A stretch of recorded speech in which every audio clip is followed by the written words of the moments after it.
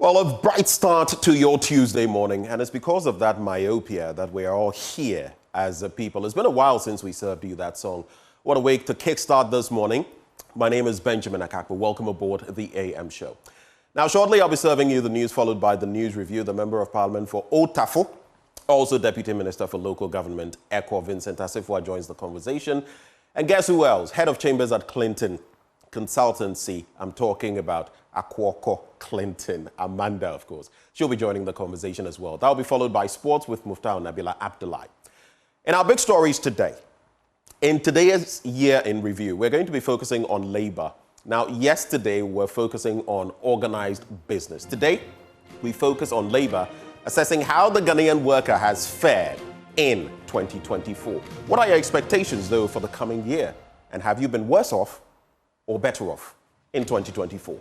We pose that question to you and to our guests. But also, yesterday, I was crisscrossing the entire Accra trying to get this. An exclusive interview with the Electoral Commission. I'm talking about Dr. Sribwo Kweku. He is Director of Training at the Electoral Commission, together with the EC Deputy Chair. I'm talking about Dr. Bosman Asari. Both of them sat with me, and we had all-inclusive conversations. Everything you need to know about where we are with the parliamentary seats and everything in between will be serving you this morning. So stick and stay. Let's do this for God and country. I'll be serving you the news right up next.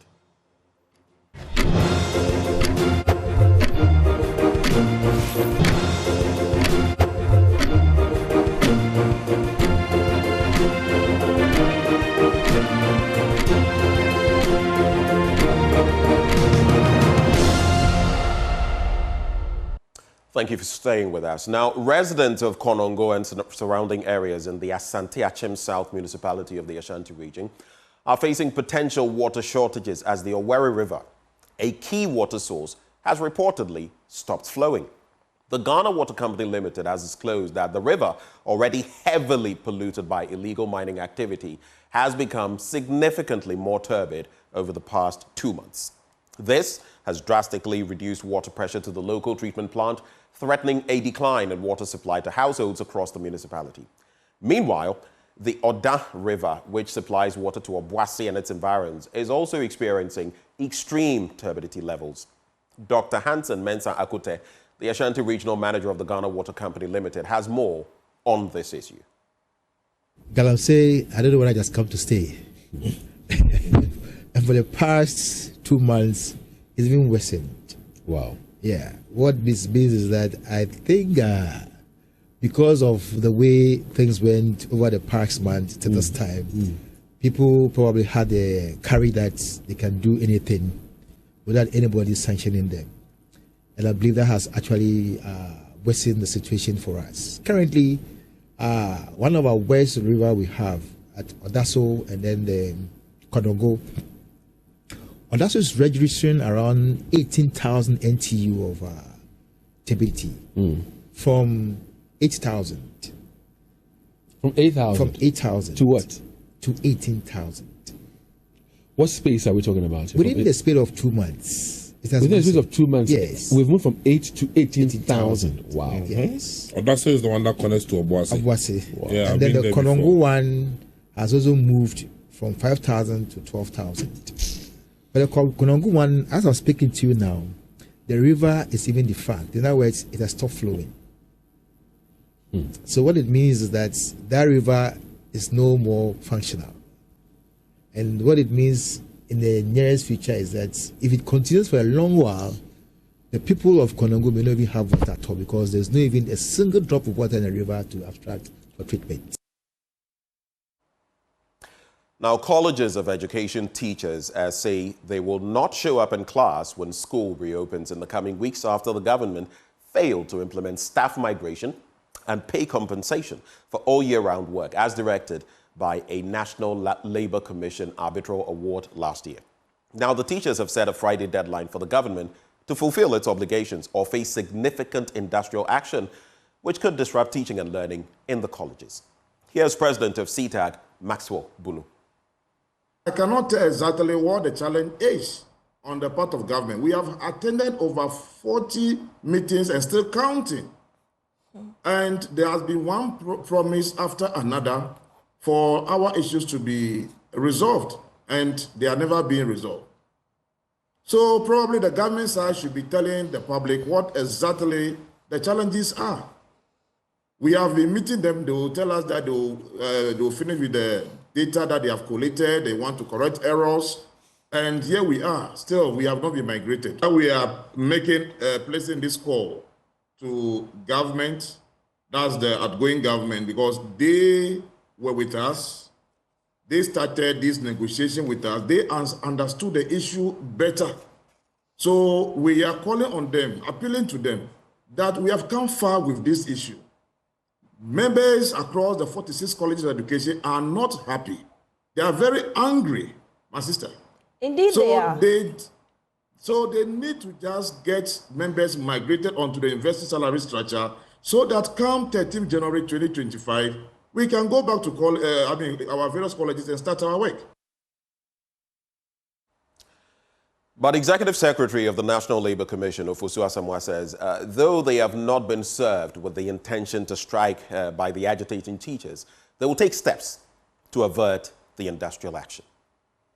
Yes, I have not received a formal letter from them, but I've heard it in the news that they will be declaring a strike because the award that was given them has not been paid. What's the NLC intending to do about it? Oh, yeah, when there is non-compliance of our orders, we seek enforcement from the court. So at the moment, Christmas is just around the corner. So when we resume in January, we will take the necessary action to make sure that there is compliance. But they say they will embark on their strike on 31st of this month. Well, I don't know, but 31st or the 1st is a holiday. So from the 2nd when we return, I'm sure that we will take the necessary action. However, having heard from the news, we are going to I'm in the office now. We are going to work on it and see what the intervention we can make before the time. And our next story, the overlord of the Waala state, Nafuseni Seidu Pelpo, has posited the massive victory achieved by President-elect John Dramani Mahama was not by accident, but a calculated action based on their experience of your service in that position, as well as the plausibility of his campaign message. Now, at a press conference held to congratulate him on the overwhelming victory, he asserted that he was not oblivious of the Herculean task ahead of him, but was with strong conviction that the tenacity of purpose backed by the goodwill of Ghanaians, he would ride the storm successfully. Joy News' Upper West Regional Correspondent Rafiq Salam sat through the press conference and reports now from Wa. The press conference was attended by 4 paramount chiefs, some divisional and sub-chiefs, landlords and frocos of the Waala state. Also present were some representatives of the Yarana and the chief imam that form with the Waala Overlord, the local tribal system of governance in the Waala state. Reading the statement on behalf of the Waala Overlord, Nafuseni Seidu Pelpo IV, spokesperson and chief of Jimpen, Nakadir Ibrahim, congratulated President-elect John Dramani Mahama on the massive victory chalked during December 7 polls. He posited that the overwhelming victory achieved at the polls was not by accident, but a calculated action based on their experience of his service in that position, as well as the plausibility of his campaign message. Your almost self-effacing humility, candor, and sincerity resonated well with the people of Ghana. We are taking this opportunity to congratulate Your Excellency Napoba Kolena John Dramani Mahama on your outstanding victory at the 7th December elections 2024, the type of which has never been recorded in the country. Ghanaians have not only reposed their full trust in you, but have also demonstrated it in a very clear and unambiguous manner. While congratulating you, Your Excellency, for this remarkable feat, we are confident that you will meet the expectations of Ghanaians. We know you will be guided by your own past experience on the seat, as well as the reasons for which Ghanaians gave you this overwhelming endorsement. While congratulating him for the overwhelming endorsement, they are not oblivious of the Herculean task ahead of him. They are, however, hopeful with the tenacity of purpose backed by the goodwill of Ghanaians, he will ride the storm successfully. We are not oblivious of the fact that the beginning will be a Herculean task as a result of where we are coming from. But with your tenacity of purpose, backed by the goodwill of Ghanaians, you will ride the storm successfully. We wish you Allah's guidance and protection in your onerous duty to reset the Republic of Ghana. Congratulations, Your Excellency, Napogba na John Dramani Mahama. We also wish you and your family, as well as all Ghanaians, a peaceful and happy Yuletide. Reporting for Joy News, Rafik Salam. Wow. Up next, the School of Medical Sciences at the Kwame Nkrumah University of Science and Technology is targeting the establishment of more lecture halls for its growing population of medical students. Management of the school has observed a critical need for an ultra-modern facility to accommodate more students and enhance the study and practice of medicine in Ghana. The project is part of the school's targeted initiatives for its anniversary celebration since its establishment 5 decades ago. There's more in this report. The KNUST School of Medical Sciences has since its establishment in 1975 produced over 4,000 medical doctors across the country. With commitment to excellence and quality healthcare delivery in Ghana, the school is looking to upgrade its teaching and learning facilities to bridge the doctor-to-patient deficits. The building is expected to be constructed at the Konfanoti Teaching Hospital, which is the school's center for practical medicine education. Speaking at the pre-launch of the school's 50th anniversary celebration, Dean of the School of Medical Sciences, Professor Akwesi Enchikusi, highlighted plans to establish a modern facility for clinical students at the school. As our anniversary project, we want to build an ultra-modern lecture theatre and office complex at Konongo Teaching Hospital, and we expect each alumni to at least donate 1,000 cedis towards this project. I would at this juncture like to reach out to all alumni here present and away with a heartfelt appeal to support and give back to your alma mater, which has played a vital role in shaping your journey to success. The class of 1993 came up with the idea of this pre-anniversary launch and also sponsored the entire program. The project forms part of the lineup activities and targets of the school in celebrating its 50th anniversary since its inception. As the medical space evolves, Provost of the College of Health at the KNUST, Professor Christian Ajari, is admonishing the adoption of innovative approaches to adapt to the changing sector. As the school reflects on its 5 decades of achievements, we also look forward with hope and determination.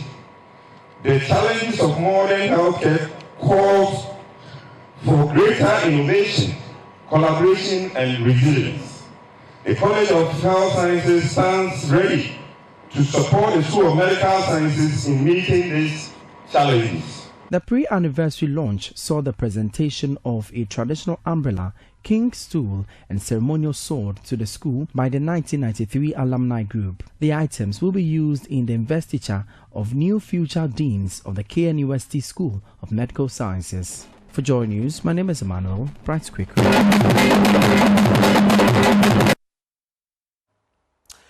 Now, the director of the New Day Foundation, Nana Kwame Fosu-Boateng, has described education as the only sustainable gift parents can give their children. Speaking at the Maiden Christmas Kids Educational Fun Fair at Adroba in the Tano North District, Nana Boateng said those stakeholders would occasionally offer support. Parents had to deliberately invest in their children's education for sustainable community development. Precious Semivo has more. Community in the Tano North District of the Hafo region to ensure a memorable Christmas celebration for community pupils, and not-for-profit organization New Day Foundation and partners organized the Maiden Christmas Kids Educational Fair, sponsored by 3 local contractors of Newmont Ahafo North project. The pupils were involved in activities including dancing, singing, poetry recitals, musical chairs, bouncy castle, and face painting, with food and drinks, back-to-school packs with pens, pencils, exercise books, and mathematical sets for about 900 beneficiaries to support their educational needs.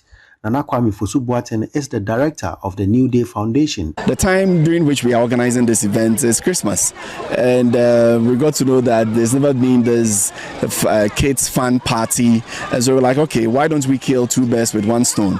So aside sharing these educational materials to the kids, why don't we throw a party for all the kids gathered here? And so it's all meant to give them educational materials and also help them or sponsor them to have fun during this festive period. He called on parents to see investment into their children's education as a sustainable gift for development. So far as these three companies are having jobs to do from new months, they are encouraged to be organizing activities that they call corporate social responsibilities. And so we are very confident that in terms of sustainability, events such as this has come to stay. We've come not to, as it were, take over their burden or their responsibility entirely. We've come to provide support and also to inspire the kids. The lands are getting finished, so the most sustainable gift you can leave for your kid is education.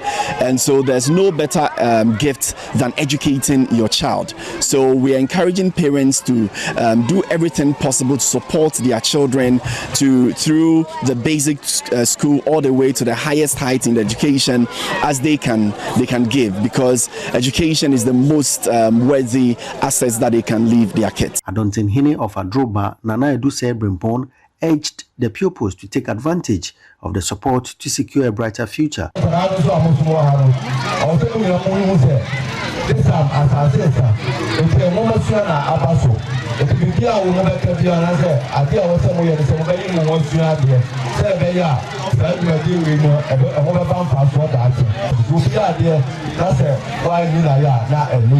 Precious Semevo, Joy News, Adroba. With Christmas just about a day away, traders in parts of Accra are expressing frustration over the slow pace of sales. The anticipated festive rush is yet to materialize, leaving many worried about low patronage during what is typically their busiest season. Joy News caught up with some of these traders to hear their concerns. The goods are really expensive. When I complained, they said it was due to the exchange rates and the depreciation of the cedi against the CFA. That's why they are unable to buy wares, which has made things more expensive. I came to buy dresses for children, rice and other items, but it's not easy. 2,000 Ghana cedis was not enough. So we are pleading with the incoming government to do something about it. This year, last year, because the traders are complaining about the exchange rate. We complained about this issue last year, but this year it's worse. We don't know whether it's because of the elections or not. They keep increasing the prices, and it's expensive, but people are compelled to buy regardless.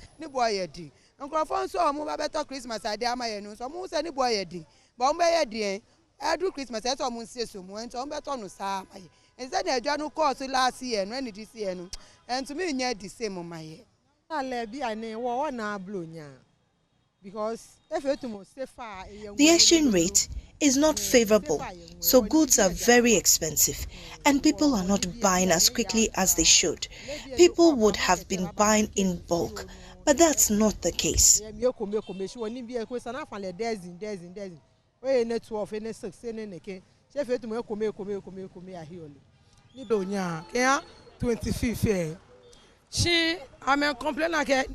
People are complaining that the goods are expensive.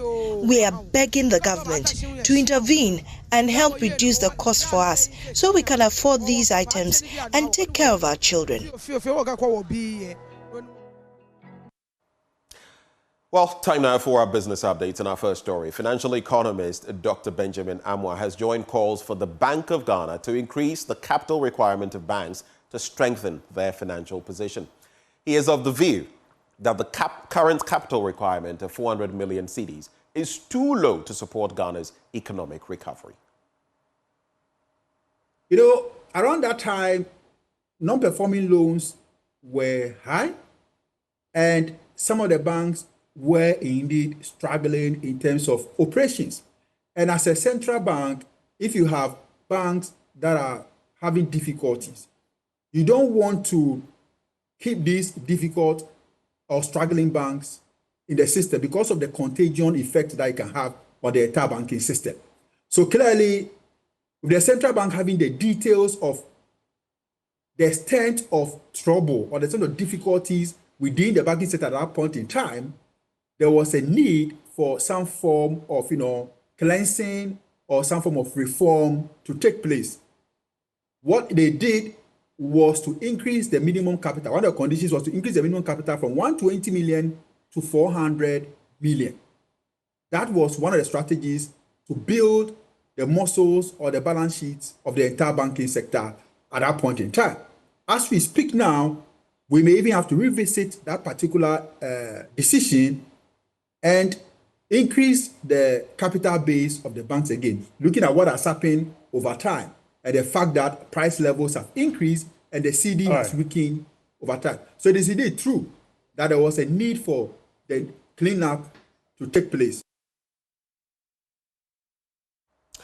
Now, a professional services firm, Deloitte, is forecasting a further decline in inflation in 2025 due to a more stable cedi and falling domestic food prices. According to the leading global firm, inflation will average 11.9% next year. This report has more. Ghana's inflation declined in 6 of the 11 months so far in 2024, thanks partly to the effect of high interest rates. As of November 2024, the country's inflation rate was 23%, a far cry from the government's year-end target of 15%. Ghana's 11 months of 2024 inflation average is 22.85%, down from 2023's average of 40.28%. Deloitte West Africa revealed this in its sneak preview of 2025. It explained that the declining trend is projected to continue in 2025 at an average of 11.9%. This is still above the upper band of the Bank of Ghana's 8% plus or minus 2% inflation target. It added that a more stable cedi easing domestic food prices and warning supply-side pressures will contribute to the projected decline in Ghana's inflation rate.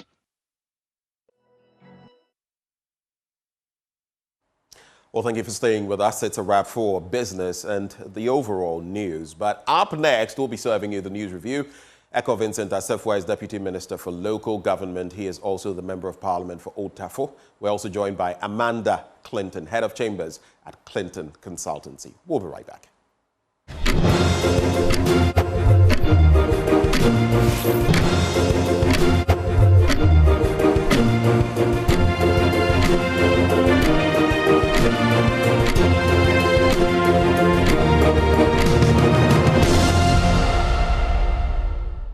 We're airborne again. Thank you for staying with us, and let's get right down to it. It's time now for the news review, and joining me, my two guests, Amanda Clinton, Head of Clinton Consultancy, Head of Chambers at Clinton Consultancy. She's a lawyer. She joins the conversation. We also have Eko Vincent Asefwa. He's a Member of Parliament for Otafo and Deputy Minister for Local Government. Both of them join me this morning. Good morning, lady. Good morning, gentlemen. Hi, good morning. Good morning. How are you? I hope you're well. Very well, thank you. Okay, all right. Well, here we go. As always, I'll take your quick thoughts on happenings in the country, and then from there, we'll get into the Lone Ranger newspaper that has decided to bless us this morning, the Daily Graphic, and then we'll look at some online portals. But I'll start with you, lady, Amanda Clinton. Well, the latest headline I read last night, I think, was 279 people expelled by the NPP, and various reasons were given, including, I guess... Oh, the one that includes Cynthia Morrison. Yes, please. Right. I think she ran as an independent candidate. Mm-hmm. And it's true. I mean, I think if one does join a party and gets elected because they join a party, you have to be loyal to that party. Yeah. I see. What's interesting is that, you know, even while she had expressed some intent to contest as an independent candidate, when there were the tussles in Parliament, I would see her behind Afinyo Markin and the rest. So she was caucusing with them. She was, there was no frostiness there. But now that the process is over, okay, go your own way. Though the two major political parties, the NDC and the MPP, have it in their constitution, from what I gather, that once you engage in any of those actions, you automatically cease to become a member. Hence anyway, the Speaker's but I guess it's different strokes for different folks, because Vincent Asefwa, you will agree with me, the MP for Mena, Honorable Esiama, went independent, won in Fomena, and of course now you guys made him caucus with you because he was of the family, and now he's back on the ticket of the MPP, and in fact he won again in Fomena. So I guess when it suits the party, not necessarily, you will be brought back. According to your cherry viewers, and I want to take a bite on what my dear sister Riley said. For me, yesterday when I saw the news, I felt that the party could have been a bit hesitant, especially in the times that we are. Because, yes, the constitution of the party says that as soon as someone decides to contest, and indeed contest as an independent candidate, automatically you forfeit your membership. But here be the case, we've gone for an election that has been very bad in terms of the outcome for the New Patriotic Party. And for that matter, we have to find a way to reflect and do things differently. And so the party leadership, in my estimation, should rather engage rather than to say that people are forfeiting their membership. Because 2028 is around the corner. You need people, you need a membership to be able to win power, and we cannot start this way. I don't think this is how we can start. We have to reorient our mind. We have to take a new direction. We have to find a way that we can get hold of the people, for the people to really understand that. I do not think that we lost this election because of the fact that we were not able to perform, but because we were not able to communicate our challenges and difficulties to the people. We made it look as if all was well. We made it look as if that we could do everything, even in the face of the challenges that we had as a people. But I think that Ghanaians are reasonable. If we're able to let them know the challenges and the difficulties that we go through, they will know where we are as a nation. They will know how we stand as far as the economy is concerned. If we are not able to do so, it becomes very problematic, because when the social contract is signed with you by a Ghanaian voter, the anticipation is that I'm looking for portable water, I'm looking for food security, I'm looking for electricity, effective, robust electricity, I'm looking for quality education, and all these things. So when that social contract is signed and you are not able to meet it, the challenges will have to be communicated to the Ghanaian people for them to know that indeed this is the situation. You don't repackage it and make it look as if all is well. But of course, as I said, we've learned our lessons. Yesterday when I saw it, I decided that when I have the opportunity, I will speak to the party leadership for us to take a new direction. That this direction cannot help the party. We are the owners of the party. We are the youth. But one must be loyal to a party. You don't, because you gain your attention because you join a big party, and you know that is what has given you your accolades and everything else. And so if you are going to break ranks, particularly on the issue of membership, etc., I think both parties are right to let go of people in those instances. And I was just about to go to that. Your party constitutions are clear, which is why Alan Trematin, for example, he left at a point when the Kufuor administration was, easing up. He came back, right? Now he's left again. If for some reason he comes back into the party, there are processes he would have to go through, right? So even someone as high-ranking as he, as of now, he's no longer a member of the MPP, right? So it is what it is, isn't it? You see, the constitution... But I do agree with you has been that couched in such a way timing. That, yes, the constitution of the party has been couched in such a way that sometimes you can relax them. Sometimes you can even suspend an article of the constitution. Right. Why? When And we've seen your party do that in the past. Yes, when Dr. Mahama Bawumia was... I was just about to mention that. So at the time, he was not a party member, but he suspended articles of the Constitution to make way for him to be able to... And you see, that bit you just said, right? That's another thing that, you see, I feel part of why the NPP lost this election. You mentioned it. A lot of untruth. Pretending challenges were not challenges and all that. Because you see this point you just made. Those are your words. No, hold on. Those are your words. Those are my words, not yours. I'm not saying they are yours. But this bit about Dr. Mahmoud Bawumia not having been a member at a certain point in time when he was brought into the party, it's been contested by some of your colleagues who will come here and say, oh, no, do we know when he became a member? And you see, some of these rub Ghanaians as though, now, you see, you make a point. You made a point. Just so we can move on this one. There were challenges. Right. No government, no matter how rosy the times, will come and not face some challenges. Yes. You get it. But the picture was painted as though, but what are you people complaining about? I mean, you remember the running mates for your candidate, Dr. Matthew Opoku Prempeh, when some people complained about electricity and all that, would say, well, draw your own timetable. You see, some of those egregious commentary. When I listened to Dr. Mahmoud Bawumia recently, did he really say that? When you have to did he not? No. Did he not? No, because... What did he say? No, because at the time, I remember, when the journalist asked him about when are you going to bring about a timetable, especially when it has already been in the media that there is a timetable but has been shielded by the Minister of Energy. He said that there is no timetable, but the journalist was forcing him that...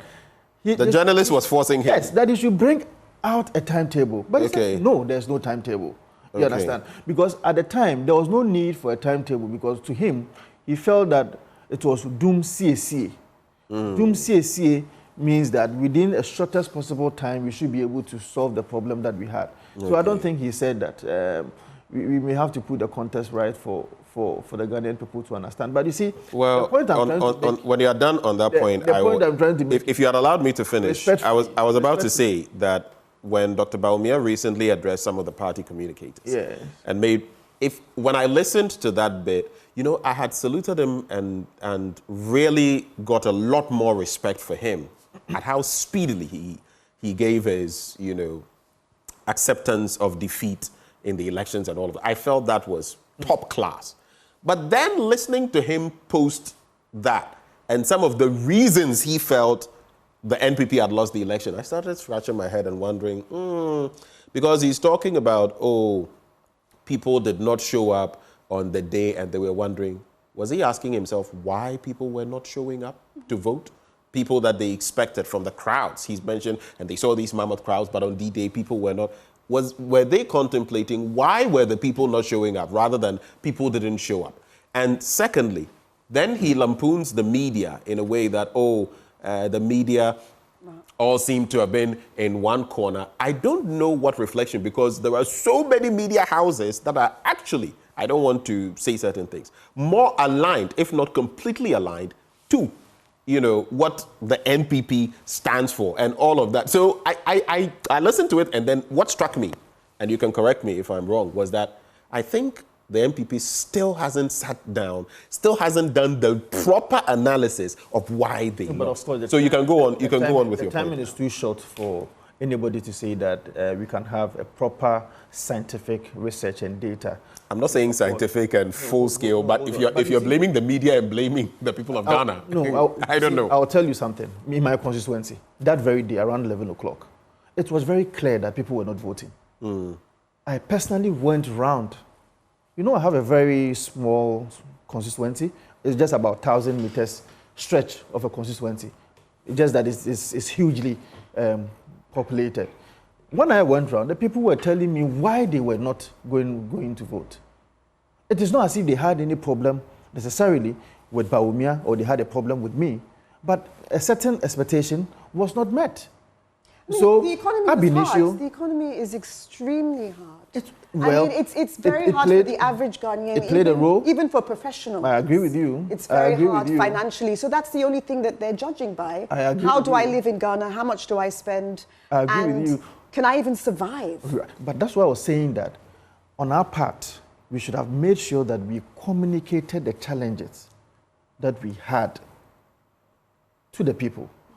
As a government, you need a lot of resources, or you need money to be able to govern. But people feel as if perhaps the NPP members were living a different lifestyle, where they didn't actually feel the hardship of the people. And so it was very difficult for them to... We all go to the same market. Well, we all go but to the same you market. can buy and they can't buy, perhaps. We all go to the same Look, market. people have come here. People have come here. Again, out of respect, I don't like mentioning names. But I'll tell you for a fact, because some of us are really... You MPs, others, you're on the ground. But trust some of us, the places we enter. Look, I get to speak to cobblers, barbers, hairdressers, drivers. Sometimes the things they share with you are the very things that you will see on election day. Those are the things that will come back and bite you. So when sometimes, it's amazing how we do politics, because back then when we were railing against Mahama, people would paint you with a paintbrush. Ah, he's NPP. Now when we're railing against the Kufuor, he's NDC. But we like it that way. We're always somewhat in opposition, fighting for the people of Ghana. But if people come on the show and they sound like, but tomatoes, a crate is so expensive now. But if you go to a certain market at 4 a.m. in the morning, that's an insult to me. You know why? With every Ghanaian, if we all woke up and went to a certain market at 4 a.m., and even there, do you know when you will get low prices? When they are literally carting it off the trucks. Once they get into the market and they are selling them, you're not going to get them at those prices, even at 4 or 5 a.m. So it was what sounded like insults to ordinary Ghanaians that, wait a minute, we're all suffering. If you say we should tighten our belts, for example, during COVID, when the president said this and that, some said politicians don't even have a belt. What are they tightening? But we are tightening our belts. Inflation went as far high as 54%. So when we see that, Charlie Yebre, but we are all, you are cutting this, you are cutting that, and all of that. Then we begin to see that, okay, we are in this together. But we are in this together. Someone is in a V8 doing this, doing that. And you are, Charlie, you can't even buy fuel. Someone is working, and you are like, Charlie. You see, Wells are agreeing. And then the rhetoric, they'll come and sit here and paint a picture that, oh, Charlie, Bibia the Dean, what are you talking about? That is a large part of why you lost. Ghanaians felt you were insulting them. No, but you see, whilst I agree with you, do not limit or box it into a certain... I'm not limiting it to that. No, with your last statement, when you said there are some people in V8, what is V8? No, you're not getting... I agree, but I'm just saying... The optics. I say that politicians often forget the optics. I don't care about it. No, but you have the coupons to help you. That's the point. No. So the point I'm trying to make... Vincent, I don't really care. I don't really care about the V8s. I agree with you. I'm not speaking for myself. When it comes like that, then you now get into the arena of envy with the greatest of respect. Let's not do that. You don't get the picture. No, let me clarify. I'm not speaking for myself. You remember I started talking to you about barbers, hairdressers, and the rest. These are the things a lot of them went and voted on D-Day. But that is what they see, the optics. Let me ask you this. A member of parliament need a V8. There are members of parliament, Vincent, hinterland and all that. Vincent. So there's a purpose for giving them V8. So let us not. I mean, quick question. I agree with everything. I have always said that everything for the V8s, those who have to traverse large swathes of the country, for example, go up north, go to the hinterlands, go to certain rural communities, let them have V8s. How about the number of those in Accra? What do they need V8s for? Yes, some of the roads in Accra are not bad. The very people we go to for loans, you go to the French, you go to the Americans, you go to the British. Do you see the cars their leaders drive? It's a conversation we can have. Yet our leaders will be swaggering in these kinds of... Those are the things you should look at. How many of them has the good roads that you're talking about? So let's not make that argument. See, let's not get to that area. The point I'm trying to make is that I agree with everything that you said. And as I said, we, especially the young people in the party, we are going to learn. We are going to reflect. Because this is our party. This is all that we have. Some of us, right from school, we did not engage in any kind of job necessarily. All that we did was to make sure that we devote our time for the party and make sure that we bring this party to power. So we cannot have our party this way. And I'm not happy with the things that is even going on. I'm not even happy with the things that I am now realizing. So I'm saying that we are going to engage the Ghanaian people. We are going to let them know the shortcomings that we had, that we failed to communicate. I've had cause to even apologize a number of times to the people of Ghana, that maybe some actions and inactions of ours one way or the other, in their face, seemed to be an insult. And I remember that, actually, that apology. I remember. But let us be calm. Let us take our time and go through the process very well. If there's any party member anywhere whose actions and inactions is going to derail the fortunes of this party, this time around, we are going to tell them.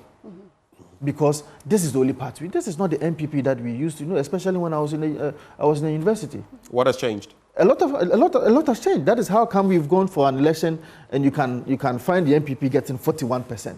It tells you that a lot of things didn't go on well.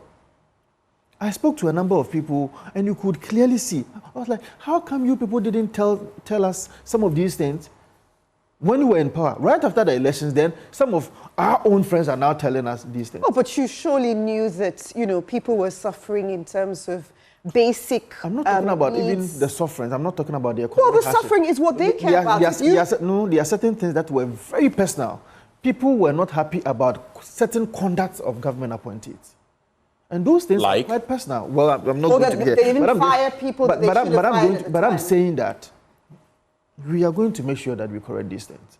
I don't think that anybody out there will say that, oh, I came to Vincent's office and Vincent did not allow him to enter. No. I don't think I have that record. So those are some of the concerns. The people, the people feel that some, and that has been brought up, that some of these ministers, members of parliament, became unapproachable. My brother, right? But now we have to say the truth. Within the next 3-6 months, the Ghanaian people should be able to see a different pusher. The Ghanaian people should be able to see that indeed this is the NPP that I trusted. The Ghanaian people did not vote for John Mahama. See, they did. They didn't. No. A lot of people came out and voted. No, hold on. Yeah. The Ghanaian people did not vote for John Mahama. The Ghanaian people only passed a referendum on the performance of the New Patriotic Party. They did not even care whether John Mahama was going to be able to solve the challenges that we have.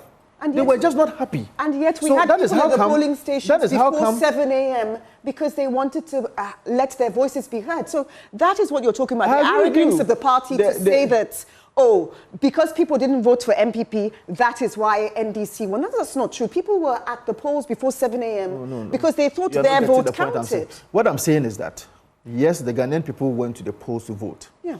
They were there to make sure that their voices are heard.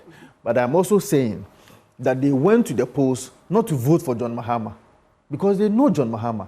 They rather went to the polls to pass a referendum on the performance of the New Patriotic Party. What you're saying is they went to the polls not to vote for John Mahama, but to vote against or maybe by staying at home to vote to not even vote for the NPP. Because they are simply not happy with us. While, and I did interact with a few people who would say, look, I traditionally vote NPP. Okay? I have to be fair. I spoke to people who said, I voted NPP all the time. I traditionally vote NPP. This time I will not vote because I'm disappointed in the way things have gone. But let's also it's not scientific that I've heard people say that, the NPP's votes fell by a certain 40% because if we got 6+ million votes the last time, in the last election with Nana Addo Dankwa Akufo-Addo in 2020, and we had a margin of about 500,000. And now John Mahama gets practically the same votes with just 100,000 on top. And we have fallen by this percentage. It means it is our voters who didn't show up to vote. Wait. Let's do this step by step. One, I keep repeating to the top echelons of the MPP, you don't have voters. You may have, would you believe me if I told you that there are maybe card-bearing members of the NDC who did not vote for John Mahama and card-bearing members of the MPP who did not vote for Dr. Mahmoud Bawumia? Would you believe that? It is possible. Indeed. So even with those that you've registered as members of the MPP, no one can 100% be claimed to be your voter. You don't own anybody. Now, what this also tells us is that those on the fringes, those who sit in the middle, who say, I'm only going to look at your performance and certain actions, and based on that, I will vote. Why? Some of us have voted for different parties within the last 20+ years. It's not about, I don't belong anywhere. But if you create a certain situation for me, I will vote against you. That is what it is. So let's be careful with that analysis. Else your party may end up in a very bad way. Parliament, I can tell you what is really on the ground. Let me give you the statistics. in Otafo constituency. In 2020, my opponent and John Dramani Mahama had almost the same votes, just about 500 or 600 votes different. Almost the same votes that he had in 2020 in my constituency. Dr. Mahama Baomi and the MPP and myself reduced our votes by about 8,000. Not just Otafo. Go to Kwabre East. This is the constituency that gives the New Patriotic Party the biggest of votes in Ashanti region. In 2020, they had about 97,000. In 2024, the candidate there had about 67,000. But the NDC also maintained almost the same votes. It happened in Menchia North.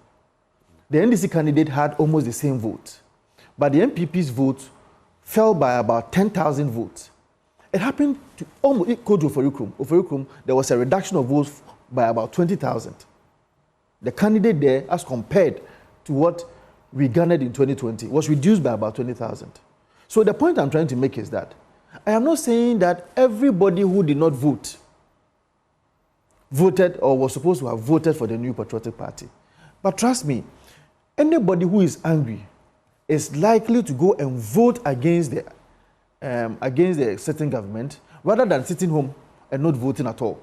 You understand? And it gets back to the point of breaking the 8. You know what I mean? People go for a certain amount of, for a certain time they go for one party, for a certain time they go for the other party.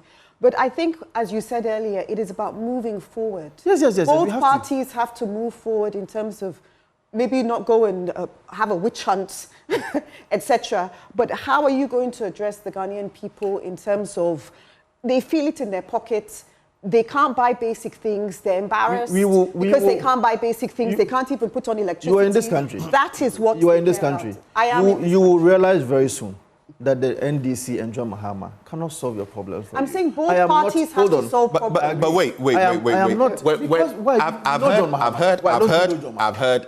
We know John Mahama. Absolutely. We also know Dr. Mahmoud Baumia. Yes. We also know Nana Dankwe Kufuado. We've seen them govern.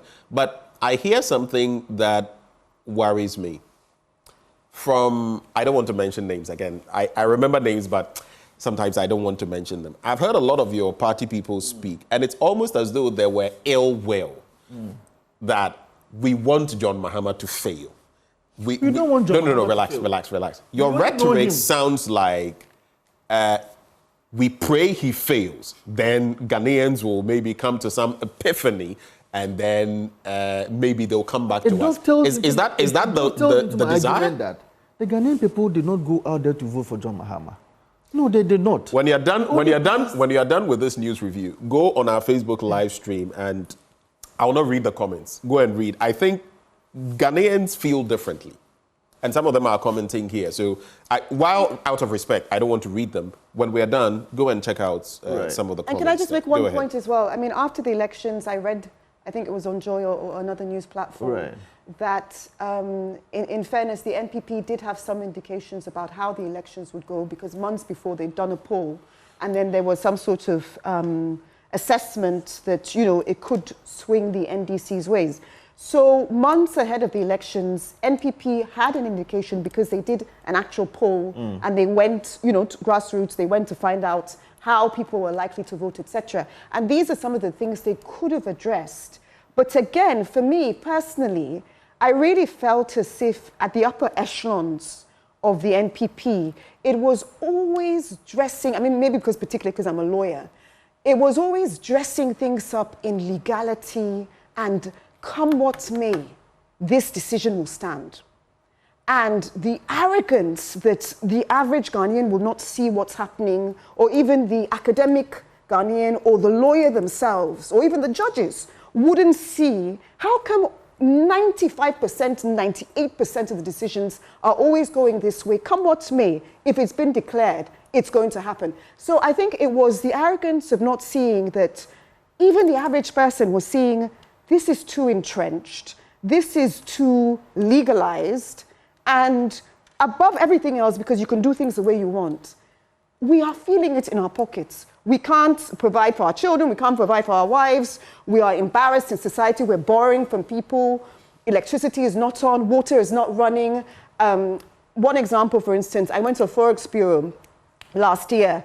And then I was just making a comment about the economy, even though I was changing dollars. I was making a comment about the economy. And the lady pointed behind me to a 4x4.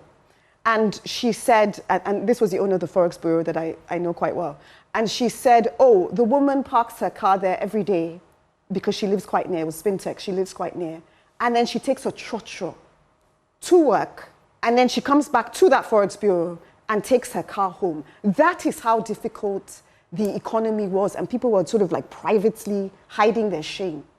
And so once we start addressing these issues, instead of like people lived so far up. Like, I mean, just being with you, I can tell that you're really on the ground and you really know what's going on. And perhaps these are the voices that the NPP needs to listen to. But even spending a second with some of these NPP upper echelons, just like a second with them, you would just sense how everything will go the way they say it's going to go, how it's going to go. And it was a humbling lesson, what just happened at the polls. But I really do think maybe leadership-wise, maybe America has to face this, maybe Ghana has to face this, but everybody's too old. And it's young people like you that might need to take over NPP and whatever. But people do not get what's happening on the ground.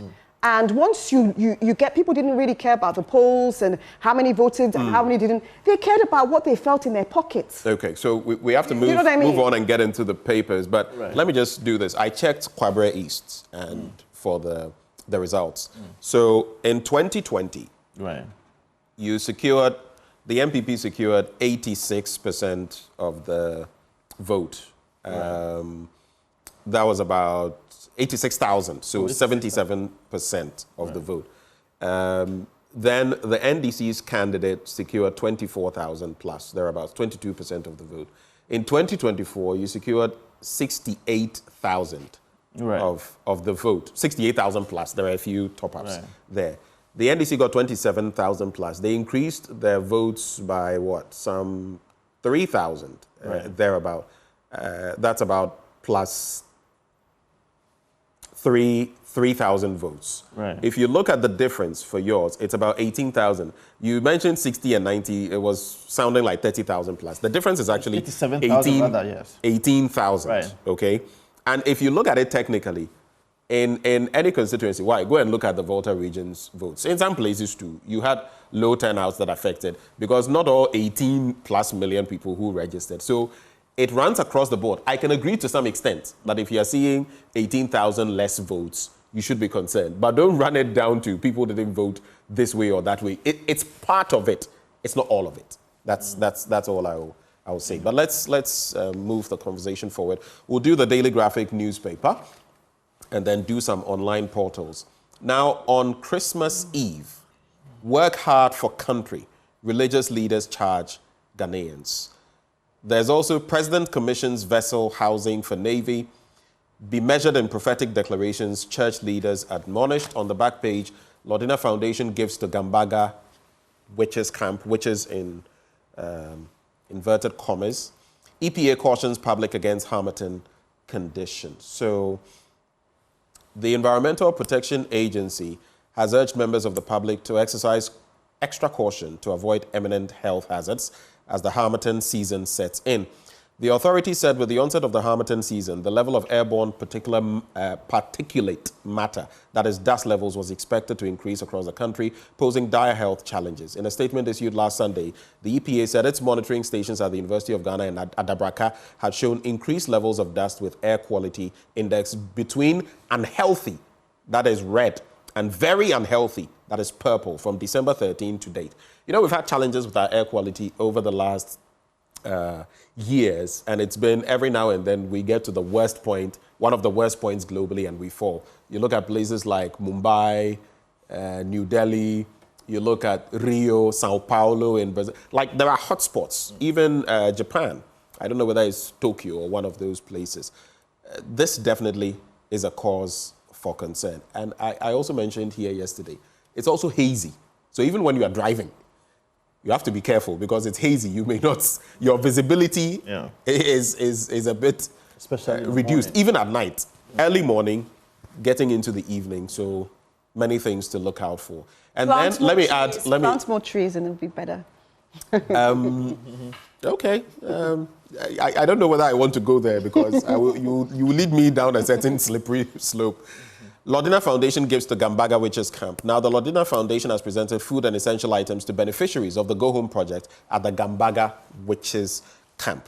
The items included bags of rice, cartons of vegetable oil, canned tomatoes, malt drinks, fruit juices, assorted breakfast beverages, purified bottled water. It goes on and on. And then it ends with the Go Home project coordinator also called for the implementation of the anti-witchcraft law, which was passed a few years ago, to educate Ghanaians and prevent further instances of elderly women being expelled from their homes due to witchcraft accusations. Thankfully, both of you have legal backgrounds.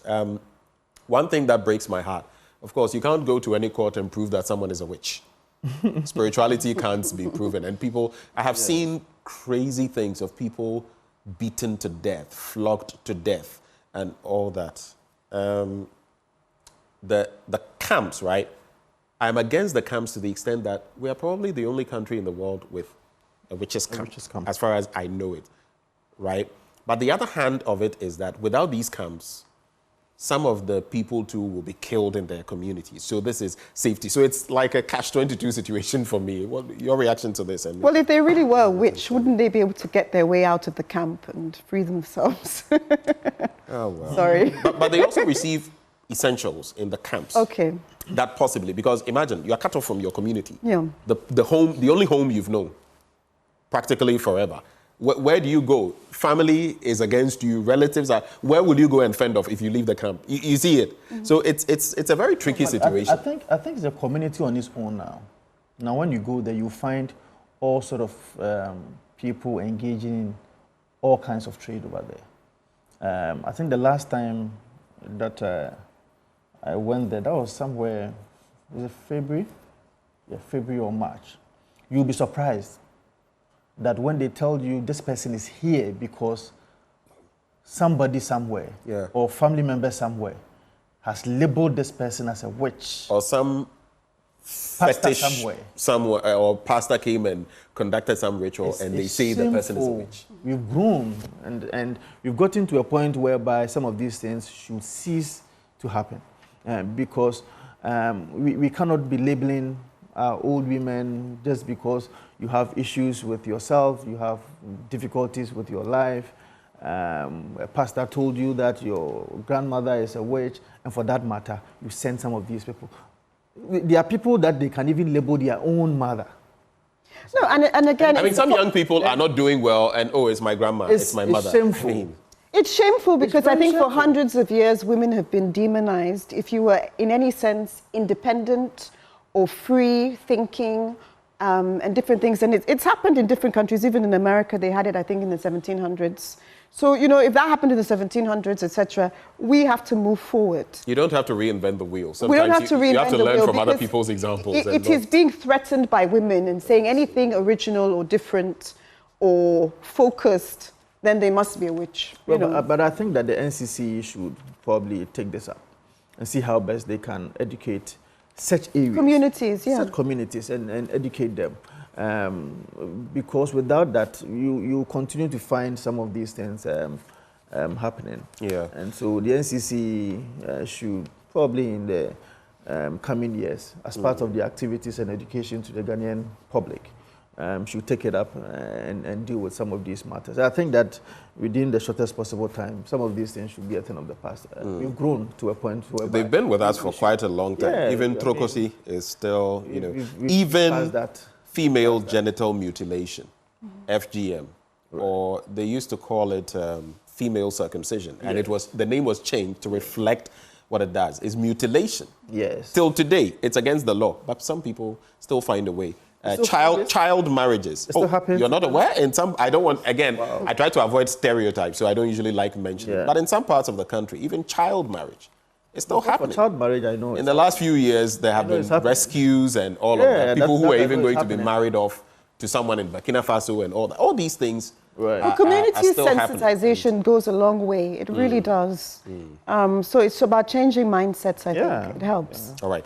Let's quickly do these stories. On Christmas Eve, Work Hard for Country religious leaders charged Ghanaians, and Christian leaders have called on Ghanaians to use the Christmas period to foster harmony, bury their differences, and work for the common good of the country. They said, having gone through a peaceful election, Ghanaians should be grateful and unite to build the country, basically. I don't want to go through the list of those who are speaking. Then when you go to page 13, President commissions vessel housing for Navy, and President Akufo-Addo witnessed the presidential fleet review and commissioning of Ghana Navy ships Achimota at the Secondee naval base yesterday in one of his final official duties as Commander-in-Chief of the Ghana Armed Forces. It was preceded by the inauguration of a residential facility for the Navy at Apollo, made up of 23-bedroom apartments as part of its efforts to ease the accommodation challenge and improve the state of infrastructure for the Ghana Navy.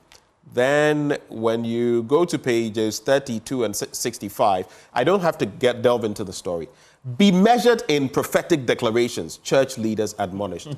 And I've always quoted the Bible in respect of a certain... Today I'm being very friendly. I don't want to mention any... I don't want to cut people to the bone and to the marrow. Before Christmas.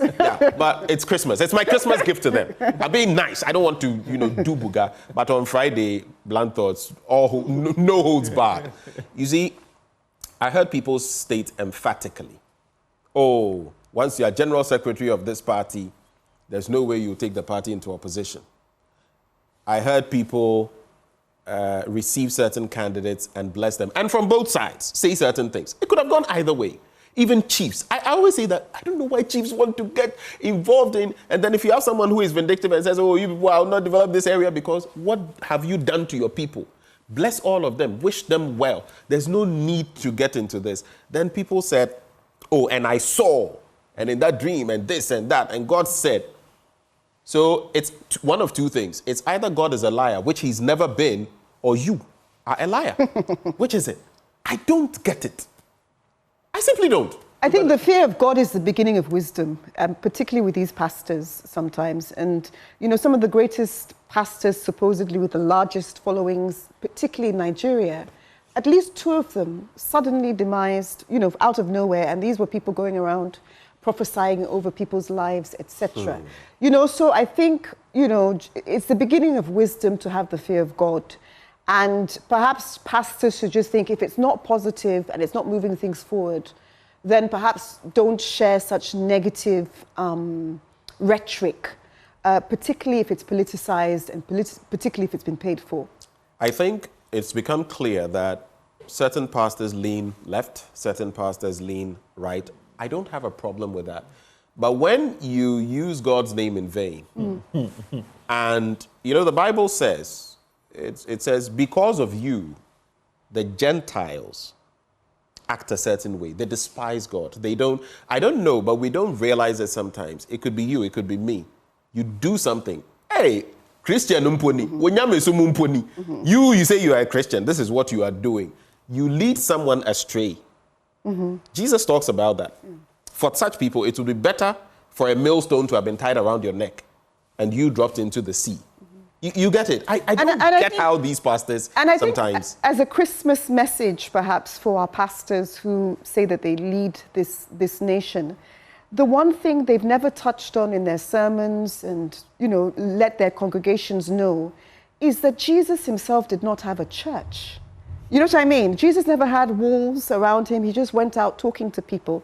And he was against the institution, which was, Judaism in terms of these temples, etc. So if Jesus himself did not have a church, a platform, and was dealing with people one-on-one, perhaps the greatest message we can give them this Christmas is that perhaps they don't even need a building, but they just need to reach people. I think we should go the Rwandan way about even setting up churches. Go and read about Rwanda and how difficult it is to come up with any of these. Whatever distance you go in Ghana, you'll find a church somewhere. I'm very Christian. I'm not against churches, but I think there should be more regulation. There should be more looking even into the resources, because like I saw a post recently. The pastor needs a car, let's donate. Amma needs surgery, kidney surgery or something. Let's pray. Let's pray. Yeah.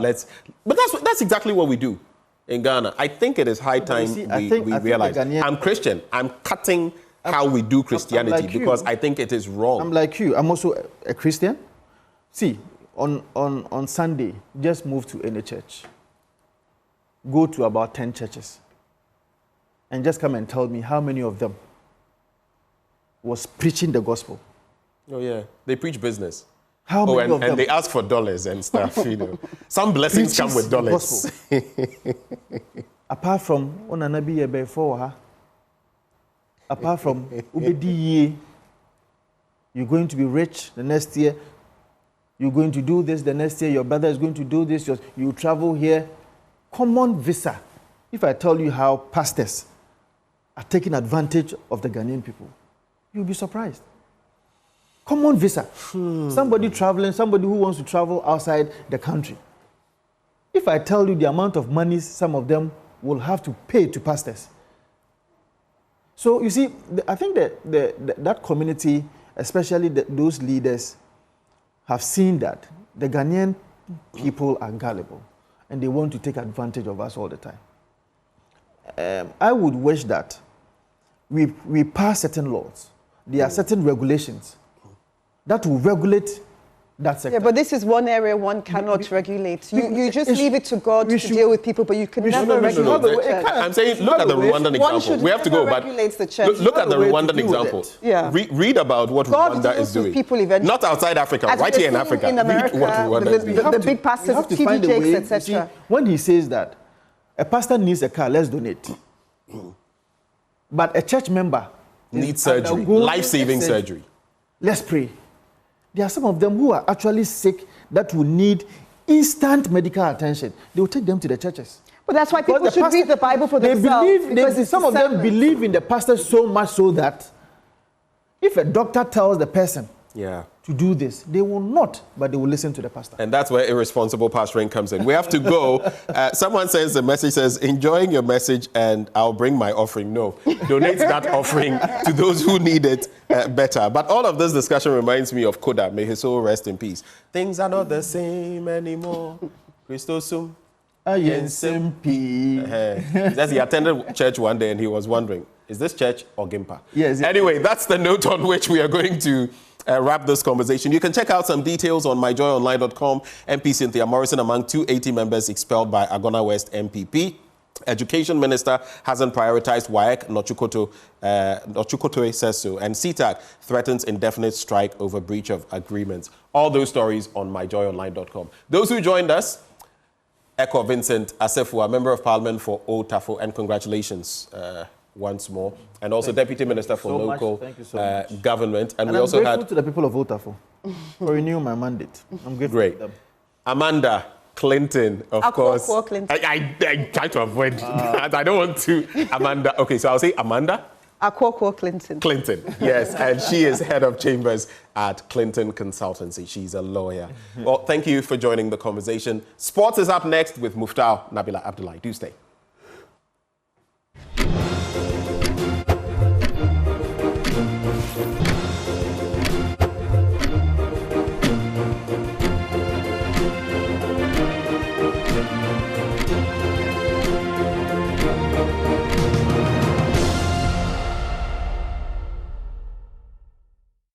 Hello, good morning. Welcome to AM Sports here with me, Muftau Nabila Abdullahi. Former Ghana Black Stars striker Majid Waris has described Ghana's failure to qualify to the African Cup of Nations 2025 as a shame.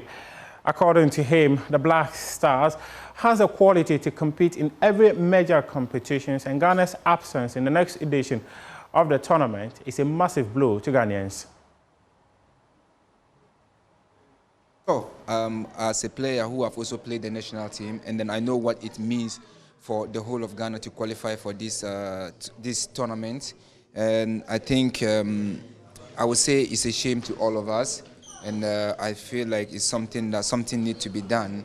I think we are not, everyone is hurt, and then we are not going to feel it that much now, but when it's time for the tournament, when you see the countries arriving for the tournament, and then the joy, the happiness that it brings into the country, that's when the country will start to even feel it more. So I think it's something that we are all not happy about, but it's past, and then the only thing that can be done is like look into how we can make it into the next one.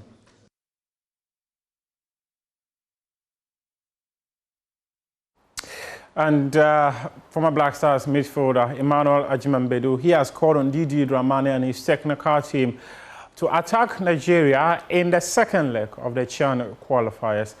The first leg at the Accra Sports Stadium ended 0-0, and with a scoring draw, Ghana stands a chance of qualifying to the next edition of the CHAN tournament that will be staged in Kenya, Tanzania, and Uganda. And Ajimambedu believes that with the right approach, Ghana could qualify to the tournament. For what I've seen yesterday, it's two reflections of the game, because we couldn't create any decent chances the whole 90 minutes. I think they hit the post once, some deflection ball, and the first half, I think they played better more than us. The second half, when we brought in the free and entry another place, I think the game changed a bit, and we played very well, pressed them very high to get goal, but we couldn't. All is not lost. I'm praying that history comes back like how we did to them in the World Cup when we drew in Kumasi and everybody thought, oh, it's over, and we went there 1-1 and we qualified. Though this is a different ball game, it will be very difficult because the way they played yesterday was they were very comfortable on the ball and they possessed the ball very well and they were very threat in the game as well. But I'm very optimistic that we will right the wrongs and go there and prove ourselves. But we should be very careful if not to go and defend, because this is only one game. When you lose, you are not going anywhere, and we can't do that, because, mind you, we didn't qualify for the AFCON Cup of Nations. If they chance to, we don't qualify, then there will be a bit of disaster. So, yeah, we will support them, pray for them. They should go all out and win the game for us in the return leg.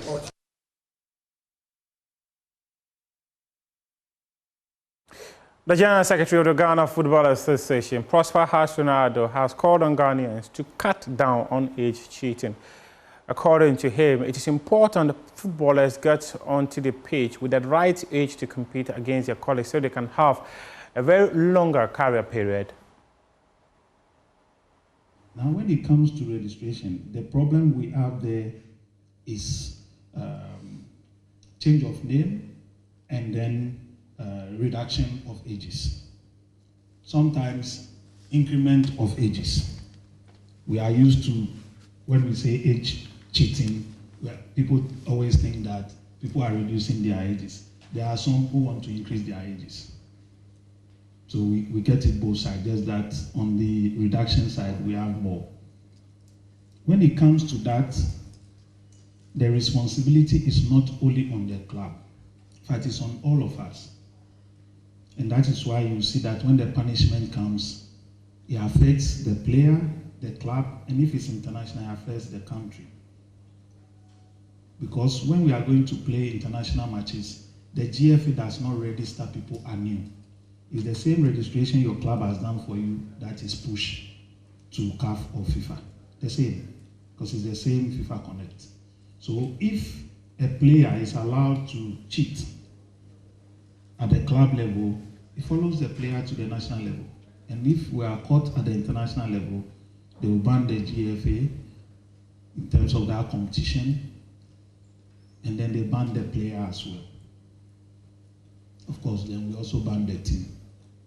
So currently, the law is simple. It says that if you falsify or you are fraudulent in the documents you send for your registration, when legal drafters say minimum is more dangerous than when they say your punishment is 1 year or 2 years or 5 years. It says minimum 1 year. So it means that the committee has the freedom to go as far as 20 years if they wish, depending on the severity of what you've done.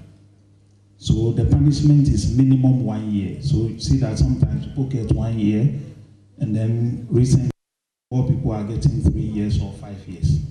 And for a player, if 5 years is taken out of your playing career, or 3 years, even 1 year, it can really set you back. Because recovering is to go back to your peak is a difficult journey. And so my admonition or advice would be that please, when people, I know for a lot of the players, it starts from somebody advising you that I'll take you to a national team, so you have to reduce your age. Please. The punishment is severe and is there. And so I'll plead with you, anybody says that, please no.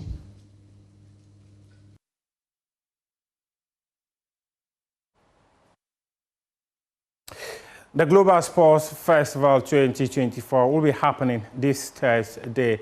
Well, it is an event that is going to bring so much excitement to patrons. My colleague Haruna Mubarak was there at the press conference organized by those behind Global Sports Festival, and he has more in this report. The event offers a mix of sports and entertainment. The festival aims to celebrate Ghana's football prowess and inspire the next generation of athletes. It's not just a sport, it's a lifeline. It's hope for the young child kicking a ball on the dusty streets, dreaming of brighter days. It's resilience for the team that plays every game with heart, no matter the odds. It's unity for communities that come together, bridging divides to celebrate a shared love for the game.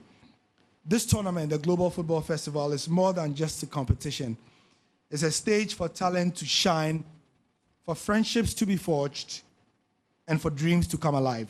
It will feature celebrated Ghanaian football stars, including former internationals who made their mark at both club and national team levels.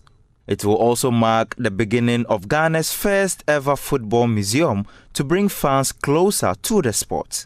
Isaac Vossa was also agreed to give us something that represents Isaac Vossa. So when you come to the festival, you would get to see Isaac Vossa, his first game for the Black Stars. Remember, he played in Swedrod Blacks. So he is also a player who played in the Ghana football. We also have Cosmos Dauda, one of House of Folk's top scorers. He has also agreed to give us a gift. There's Eric Donko.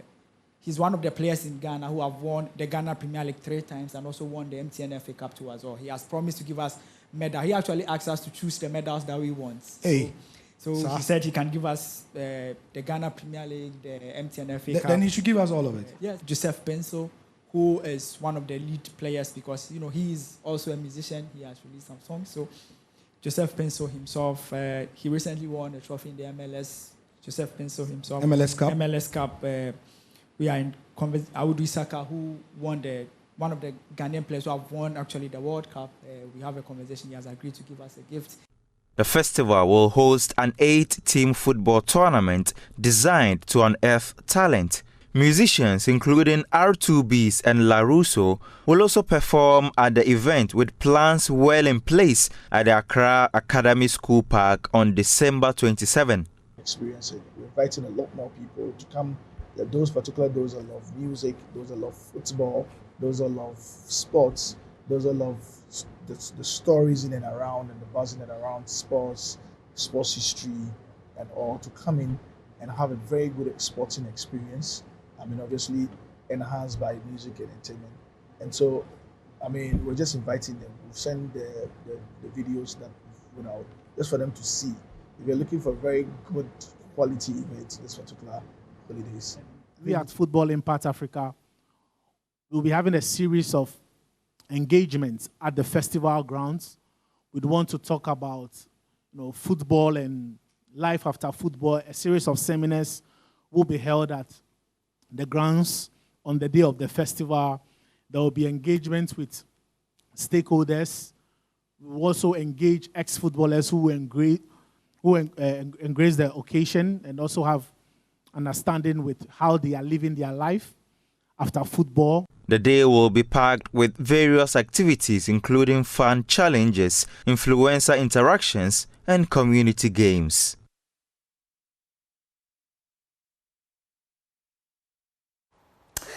Now we can take you to Europe, and even before we go to Europe, let's go to Kumasi, where Inshura and Love FM They have organized a competition for young talents and in a discipline that is less fancied in the country and even least financed. It is table tennis and the main tennis competition. There are other disciplines in this country that are not given the needed attention, and talents in those areas continue to stay in obscurity. Love FM and Insure FM believes that with the right investment and exposure in the sector, many talents will be discovered. The competition, put together by the Ashanti Regional Table Tennis Association, together with Love FM and Insure FM, witnessed girls and boys from selected clubs in the various communities in Kumasi in thrilling encounters for the ultimate prize. In the end, Frederick Mensah of Sokoban Table Tennis Club emerged winner of the boys category with a 3-0 dominant straight win. Frederick Mensah is happy to have won the trophy. Frederick Mensah, and I'm excited to have won the cup. And this cup is for all my fans. From here, I will win international award from Ghana. Sokoban Table Tennis Club's Loveland Akuya Yabowajeman of KNUST Primary School won the girls category by 3-0 straight win in another dominant performance from the girl from Sokoban. Loveland, who is a popular table tennis player in the Ashanti region, is targeting international competitions. I feel good, and my coach trained me every day, and I am happy to win this trophy in the money. I'm going to play table tennis all over the world. I will be the champion. Vice Chairman of the Ashanti Regional Table Tennis Association, Timothy Abedu, was satisfied with the successful organization of the competition. And going forward, in fact, we have a lot to do. This tournament has come to stay. We are going to look at whether quarterly or yearly and make sure that this talent that we are having, they will not be wasted. We are also having training plans and so many plans in order to nurture a lot of talents and help to bring up the game. In fact, the game has been down for some time now, and we are going to do our best to make sure it stands on its feet. To move forward, I will seize this opportunity to thank our special sponsors. Without them, like this tournament could have been very difficult. Now, we begin with the GTTA, our National Mother Association. In fact, they've been very good and helping us to put this thing together. Now, looking at coming to Stanbic Bank, in fact, they've also done a very massive sponsorship for us. Now, when we move on, I also thank Ampon Sefa. They've also done very well. The winners were given cash prize, medals, and trophies. Steve Zando for Joy Sports. The winner is Frederick Mensah. Let's clap for him. Let's clap for him. Clap for him. Clap for him.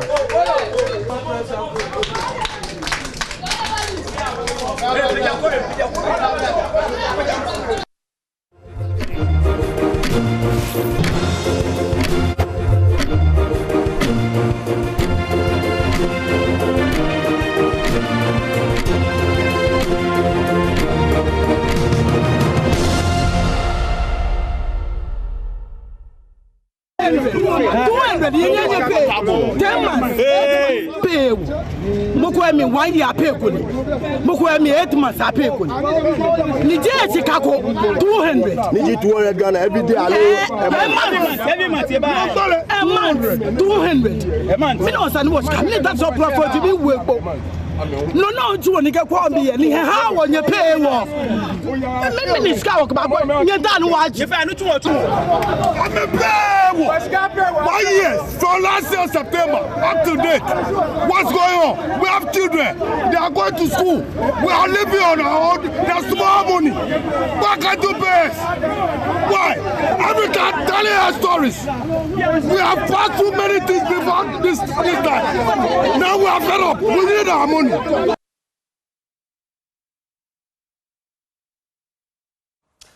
Welcome back on the AM show, and of course we're bringing you our big stories. In today's year in review, well, we started yesterday with organized groupings, importers and exporters, GNCCI, GUTA. Today we're focusing on labor, assessing how the Ghanaian worker has fared, what the expectations are in the coming year. And we also reflect on, was the Ghanaian worker worse off or better off in 2024? Joining us in the studio, we have the Executive Director, Africa Center for Retirement Research, Abdallah Mashoud. He joins the conversation. Via Zoom as well, we have Dr. Ken Trineboa Kodia, Vice Chairman of the Trade Union Congress, joining the conversation. Well, there we have it. Good morning, Mashood. Good morning. It's good having you in the studio. Thank you. And good morning to your viewers as well. Right. For you, just lay the foundation for me. How do you feel the Ghanaian worker fared in 2024? And you can feed into the labor unrest as well, because even CETAG now is threatening one more time. How did the Ghanaian worker fare in 2024? Okay, so we won't just be talking about 2024, but we have to take the time back a little bit. You know, the last 2 years has witnessed a lot of labor unrest, most of them relating to salaries and largely social security. First of all, I would want to commend organized labor for the intervention that they have made in the last 2 years. It was very, very important. The Ghanaian people needed it. To begin with, you remember in November 2022, the Ministry of Finance indicated that they were going to involve pension funds in the debt restructuring program. And organized labor kicked vehemently against it, indicating that it was not in the best interest of the Ghanaian worker. It was going to reduce benefits. It was going to impose serious economic and social disruption to the social security system. And they opposed it vehemently. Eventually, we had it dropped. And as I said, the Ghanaian people needed it. Then we came to the proposal to sell Senate assets, Senate hotels. Again, they felt it was not in the best interest of the Ghanaian worker. It was going to introduce a lot of risk, to the pension system. It was going to reduce benefits. It was going to affect the long-term sustainability of the pension system. Again, they kicked against it, and it was dropped.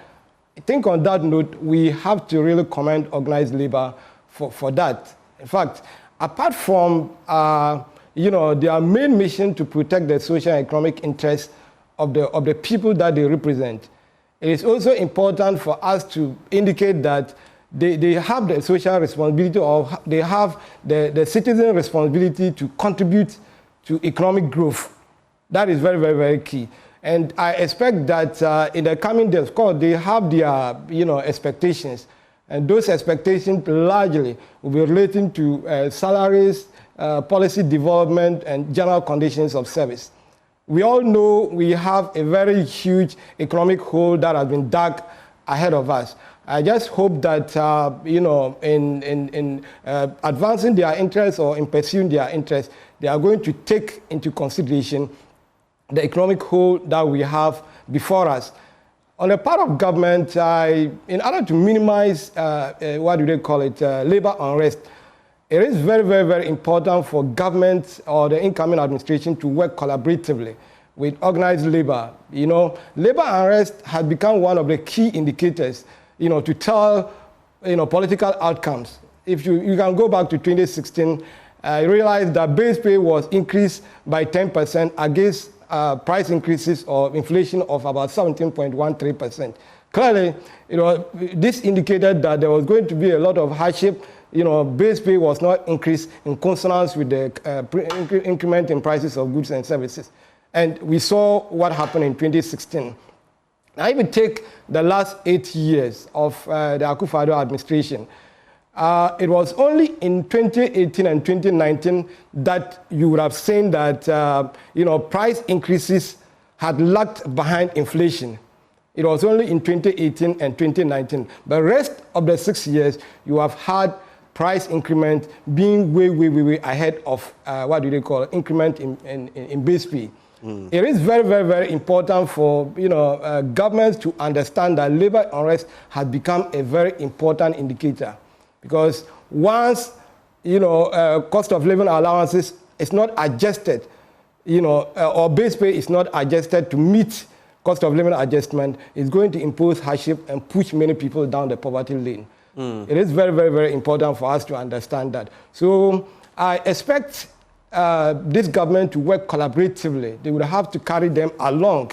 You mean the incoming government? Exactly. The incoming administration would have to carry labor along. I mean, it's not in all the decisions, but in most of the decisions. I expect that they carry them along, needed consultation. And let me say that most of the agitation that we have had, especially in the last, 14 years, all of those were avoidable. It's just as a result of lack of proper engagement, lack of proper consultation that is leading to some of these, agitations. All right. Now, okay, go ahead. Okay, fine. So you can wrap up on that point. Okay, so I'll go to my other guest. In the area of social security, if you take the last from 1957. Let me just take it from 1957 since independence. We have had 6 major pension reforms, including 2 amendments, and out of the 6 social security reforms, 4 of them were agitation related. They were driven by agitations. Now we have gotten to a point, we are in the 21st century, and we have to actually move away from situations where pension reforms or social security reforms are driven through worker agitations. What happens in the 21st century and what happens in most advanced countries is that reforms are driven by data. And the data that we have at the Africa Center of Retirement Research indicates that the pension reforms that took place in 2008, we became operational in 2010, has actually made the Ghanaian beneficiary worse off. The reforms were poorly implemented, weak policy directives as far as the transition period was concerned, and that has led to significant benefit losses for the Ghanaian people, especially vulnerable people, including the uneducated, orphans, widows. These people have lost serious benefits. Now, for the first time under a 3-tier pension system, we have had corruption creeping into the social security system. Let me just say that for most of the Tier 2 and Tier 3 corporate trustees, most of them are not even aware that you are supposed to pay a survivor's benefit because they are not paying. And it's as a result of weak regulation. I expect organized labor and government. If there is one area the incoming administration would have to work on, then it has to do with, undertaking legislative, regulatory, administrative reforms in order to bring the social security system. And we'll get there. You say legislative, regulatory, administrative reforms, right? But we'll get there. Even before we look at what the incoming administration should do, we're going to be very brief on this. Let me also bring in Ken Trinebua-Kodua, Vice Chairman of the Trades Union Congress. Good morning, sir. Good morning, my brother. And please, how are you doing? I am well, by God's grace. I hope you're well too. I'm very well, please. All right. Thank you. It's a pleasure having you join the conversation. From where you sit, the TUC is huge. How did the Ghanaian worker, the labor front, how did you fare in 2024? All right. I'll take it in 3 perspectives. One has to do with the industrial relation environment. We are supposed to ensure that the working environment of our members are conducive and has the right environment to enhance productivity. So ensuring that we enhance condition of service of our members and also ensuring that the institutions that we work for are also productive. And that requires that our employers must provide some basic tools for us to deliver. One is the issue about wages. Once you have inflation always going way above what is anticipated when we are negotiating, then it always undermines the value of the negotiation increment that we get. So, for instance, if based on some economic estimation, we know that inflation will be about 20%, and so we ask for, let's say, 18% salary increment, and then the cost of the year inflation goes to about 40% or 50%, then right from the start, the employee is worse off because whatever he has negotiated for based on some economic indicators are off, and that puts pressure on the Ghanaian worker. Indeed, if inflation goes extremely high, sometimes it even erodes what we already even have before the negotiations. Right. And so that is one of the problems that we must look at. And that is why sometimes when we say, let's negotiate based on these economic indicators, government hold the line such that these indicators don't go beyond what we are agreeing on, and then it skyrockets. Then you put labor in a position where we have to also match what we are getting to what we are spending on the market. Again, providing the needed environment, working environment for us to deliver is also one thing that most often government also doesn't pay much attention to. We have to ensure productivity. Right. What equipment, what logistics do we need? How is the working environment of our members such that they can deliver? Government spends a lot of resources on let me say, on itself. You can go around and check the public institutions. How many of them have seen significant transformation in terms of vehicles, furniture, basic logistics to deliver? And who also measures productivity? What is the productivity for audit service? Are they supposed to audit and bring in revenue as in surcharges or recoveries? What are the indicators for NCCE? How do we say airport company is productive? These are all discussions that we must bring to the fore to see how not only enhancing the working condition of the Ghanaian worker, right, but also ensure that he gets the needed tools to deliver.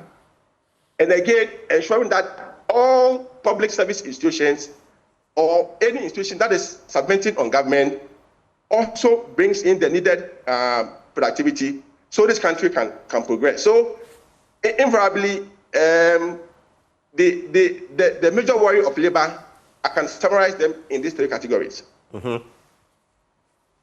Now, let me ask you, you've made mention of a number of things, conditions of service among others, but in 2024, compared to maybe 2022, 2023, I mean, we've been struggling for a number of years. Was the Ghanaian worker worse off or better off? Obviously, we've been worse off. Worse off? Obviously. I mean, yes. Look, last year, I think government and organized labor negotiated for about 21% or thereabout salary increment. At that time, inflation was in the 50s. Was in the 50s. And these are real values. And so whatever that we were even earning before that salary increment had even been touched. And that is undisputable. Again, we've been worse off also in terms of government's ability to even open its doors to organized labor for discussions. Listen, I can say that most of the issues that are currently pending, and I sympathize with the incoming government, because there are a lot of pending issues, also because the current government somehow didn't create the needed environment for dialogue and for discussion and for preempting issues and resolving issues before they occur. So there are a lot of piled up issues. And so 2024, obviously, in my years of labor, has been one of the challenging years. But let me also say that in part of that, let's also commend labor for its role in safeguarding the Ghanaian from some other policies that government tried to implement, right, for which labor intervened. Right. If you remember, ECG, VAT on ECG early in the year was going up about 15%. It took labor's effort to halt that increment. If the increment had come, its replica effect on our expenditure or income would have been worse. Right. We stood firmly on the sale of hotel SNET issues. Rock City. And we've been vindicated. At least some of these hotels are posting very positive dividends to the government. The almighty one, which is the Galamsey issue, which we went through this latter part of the year, it's still, the issues are still relevant.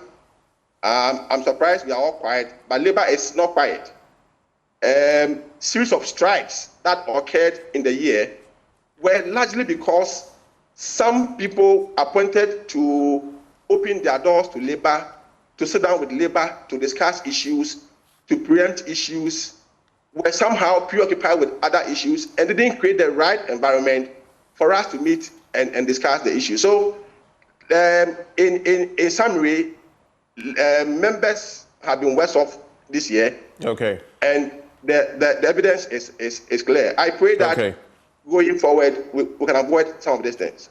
When I come back to you, I'll be taking your final words, but just to let you know, I will be looking at your engagements with the National Labour Commission, for example, and the Fair Wages and Salaries Commission, what you think can be done there, as well as your expectations of the incoming government, specifics on that. When I come back to you, that's what I'll be coming to you on. But for you, before I go to those same points about your expectations of the Mahama administration, you heard Mr. Trinebo Akodia saying that he pities them.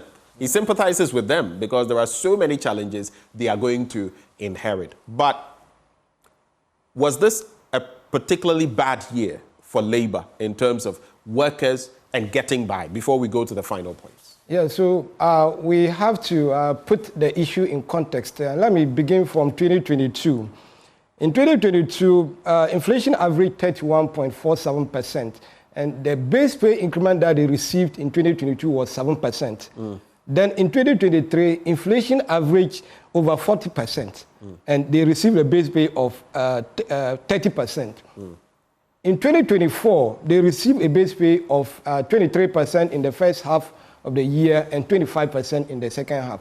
But when you situate this level of increments to the level of inflation, you realize that overall, the workers are worse off. That is, if we are matching what we call base pay increment rate against inflation, increment of prices of goods and services. What would you say was the difference?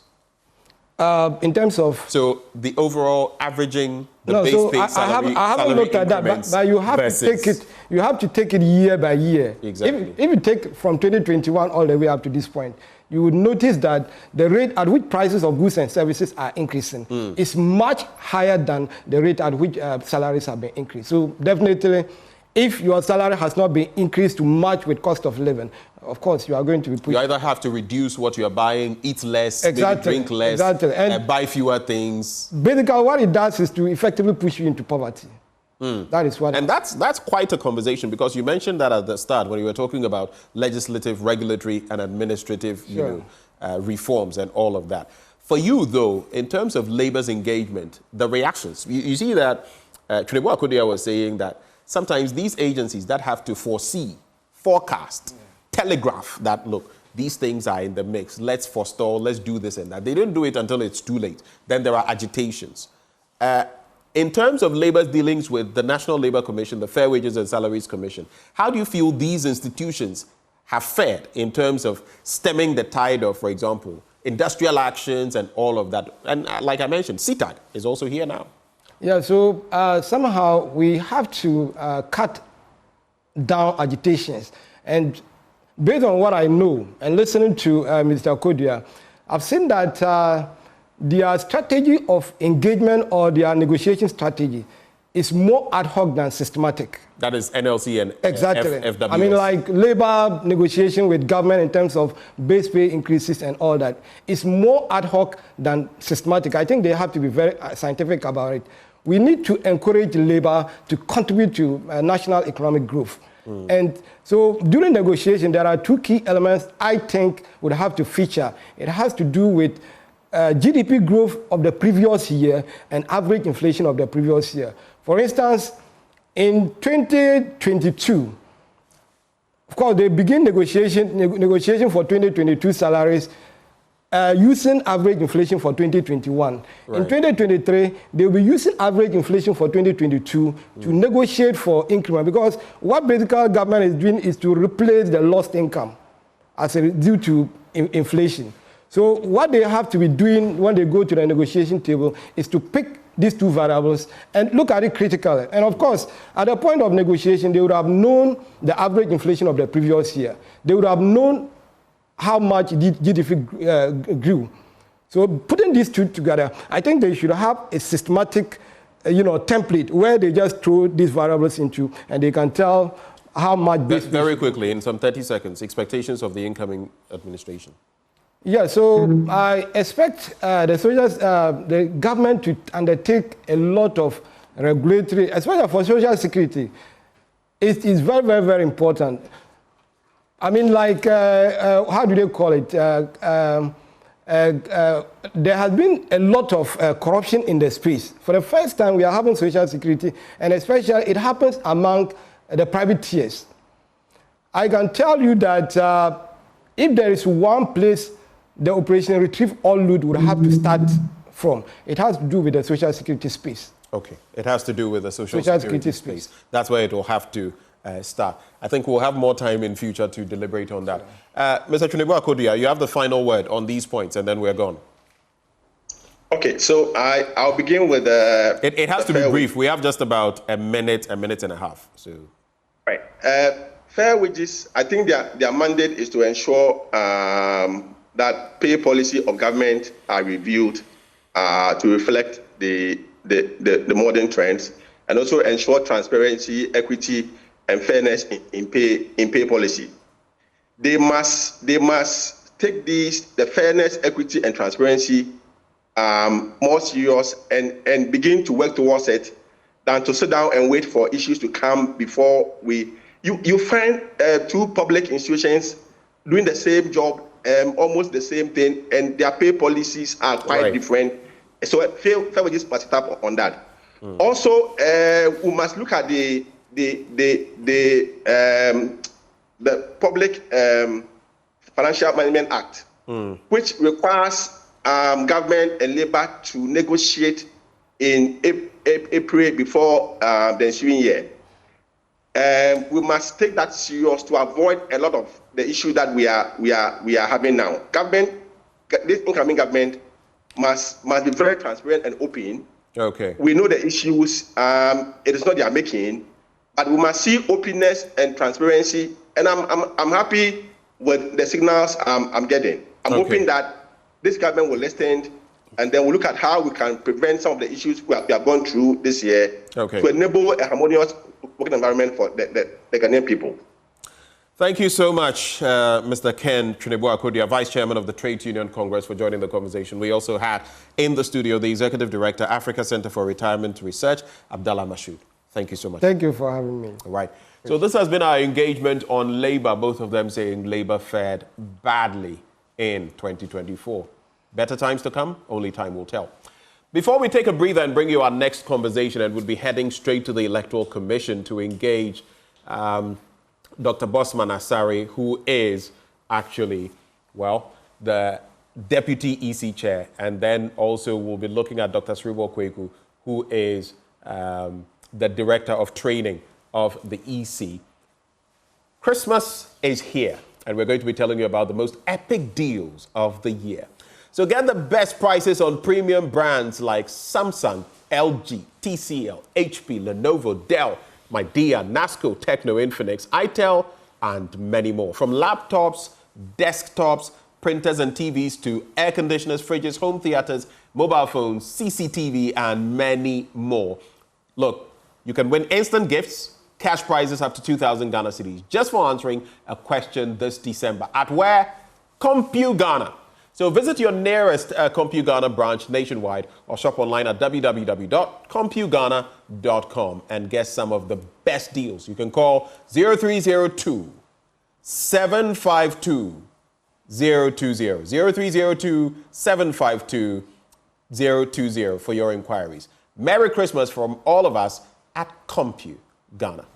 We take a breather. When we return, we'll serve you that conversation. Do stay.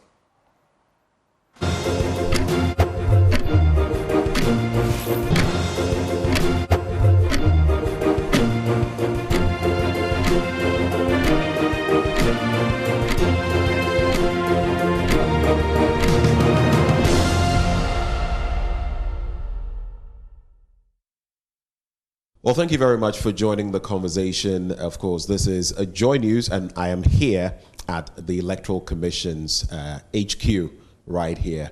And I'm about to have a conversation with Dr. Bosman Asari. He's Deputy EC Chair. And I also have joining the conversation Dr. Srebo Kweku, who is the EC's Director for Training. Now, I know many of you have many niggling issues on your mind about the processes so far as the parliamentary setting especially is concerned. But what should we know from the Electoral Commission? That's why I am here today. Gentlemen, thank you for joining the conversation. Thank you very much. And you are welcome. Thank you very much. Doc, so I'll start with you. Ghanaians have been sitting on pins and needles about the 9 constituencies initially following December 7. And now 7 of them have been taken care of. It's just left with Domiko Abenya and Ablekuma North. But what is the grounding for the recollations that we've done so far? Let me start from there. Thank you for this opportunity. And let me start by saying that our laws are very clear, starting from the Constitution, Article 45, which talks about the Electoral Commission conducting and supervising elections. And when you come to our CI 127, Regulation 43, it talks about how collation is done. And it's very clear that for collation to take place, each candidate is supposed to have 2 agents. Apart from the 2 agents, the candidates or the spouses of the candidates can also be around. The Commission has maintained that there is a clearly specified procedure in the law when it comes to collation. After the December 7th elections, you know, there was a concession by one of the presidential candidates. The Commission went ahead to also declare the winner of the presidential election. And in that particular declaration, if you will recall, the chairperson of the Electoral Commission made the point that there were about 9 constituencies in the presidential election which were outstanding. But if you should add the registered voters in all these constituencies to the person who placed second, it will still not be enough to change the outcome of the presidential election. So eventually, Mr. Mahama was declared as the president-elect. But when you look at some of the parliamentary constituencies, you take a case, for example, in Okankwe Central. Okankwe Central has 231 polling stations, inclusive of the special voting center.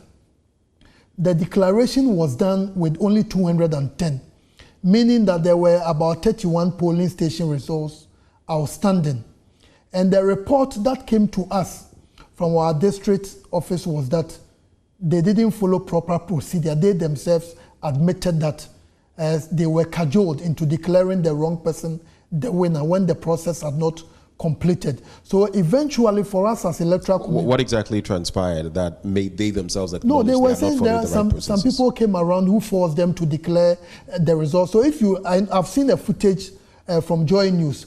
In that particular footage, the one who did the declaration said, I'm using 110 out of the 141 polling station results, constituting 78%. And that footage is there, and I got it from Joy News. And clearly we don't do that. We don't declare. You only make that declaration when you have made a clear statement that if even the remaining polling station were added to the second person, it will still not make any difference. Like we saw Jean Mensa do in the presidential. In the presidential. All right. The same will apply to the Ablekuma North.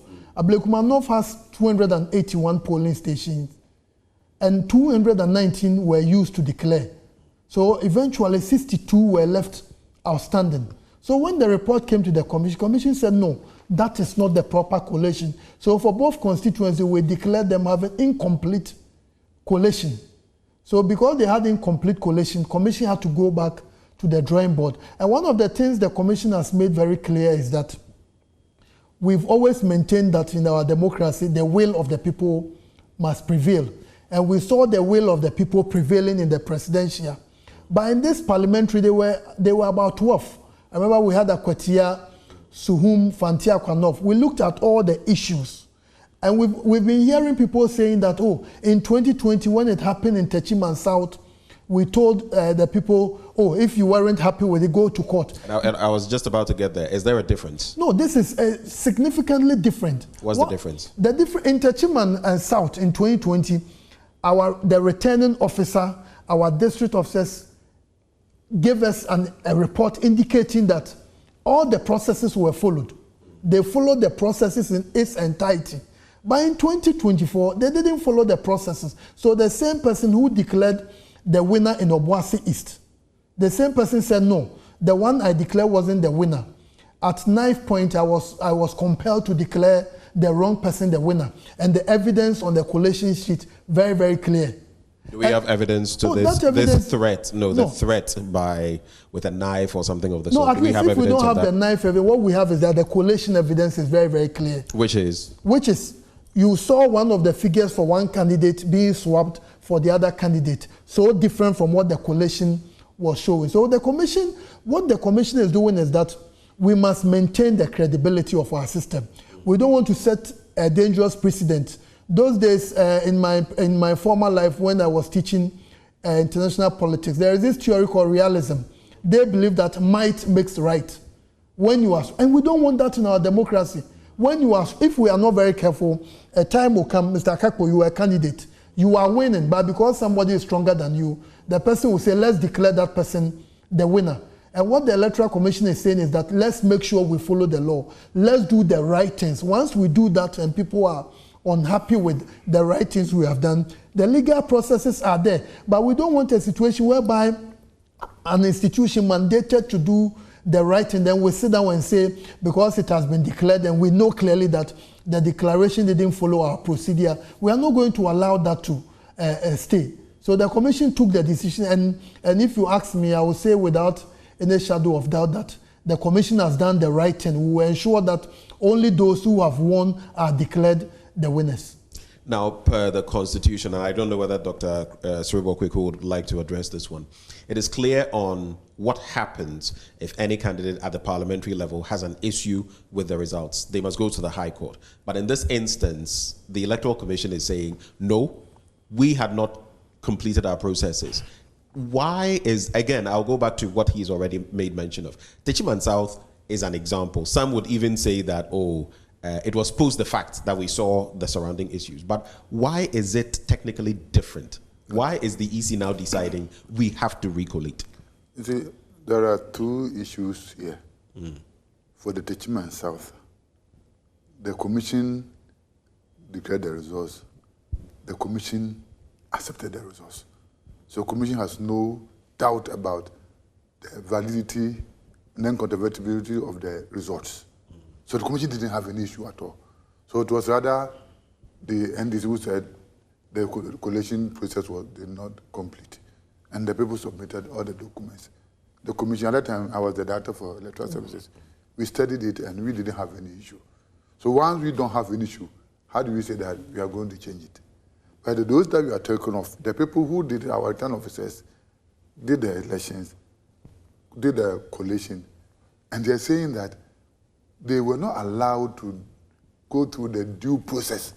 So all those people that the people they declared were not the right owners. That to the extent that in one instance, 62 of the police station were not added at all. And you can imagine, 62%, that's about 32% of the total registered voters, right? So you cannot declare results to pick and choose. Because if you do that, in the precedent we are going to set is that then next time you are enforcing the hand of the return officer. So if I want party A to win, then out of the numbers, I will select the figure that the person either want to win is on the high side, then I will declare the results. But is this recollation grounded in law? To the extent that, I mean, people reference, is it 1996? Some people reference 2004. And make mention of it. Has the legislation not changed since that time? No, in terms because some make mention of the fact that back then Recolletion was allowed, but now it is not allowed. What are the technicalities? I joined the commission in 95.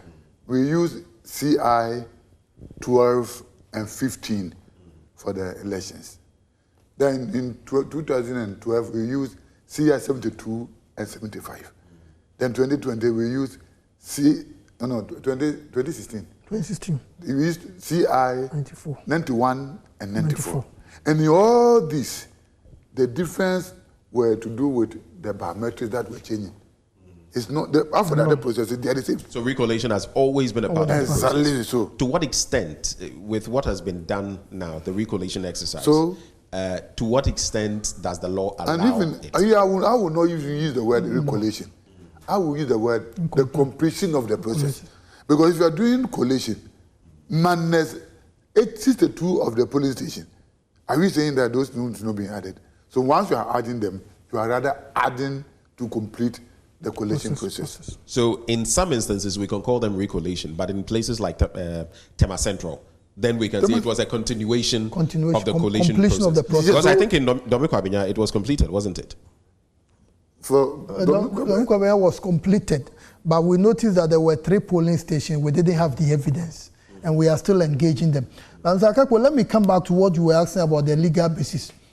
Commission's position is that once what you have done did not follow the laid down procedure, then it means you didn't do the collation as stated in the law. So maybe for lack of a better word, Recollection, but it's actually the completion of the collation exercise. And that's what we've done for Kankwe Central, we did for Tema Central and all the others. And we have Domiko Abinya and Ablikumanov being outstanding, which we are very hopeful that we'll get to work on them very, very soon. In other words, for the collation, for you to accept that the results are kosher, so that then if there's any challenge, it will go to the High Court.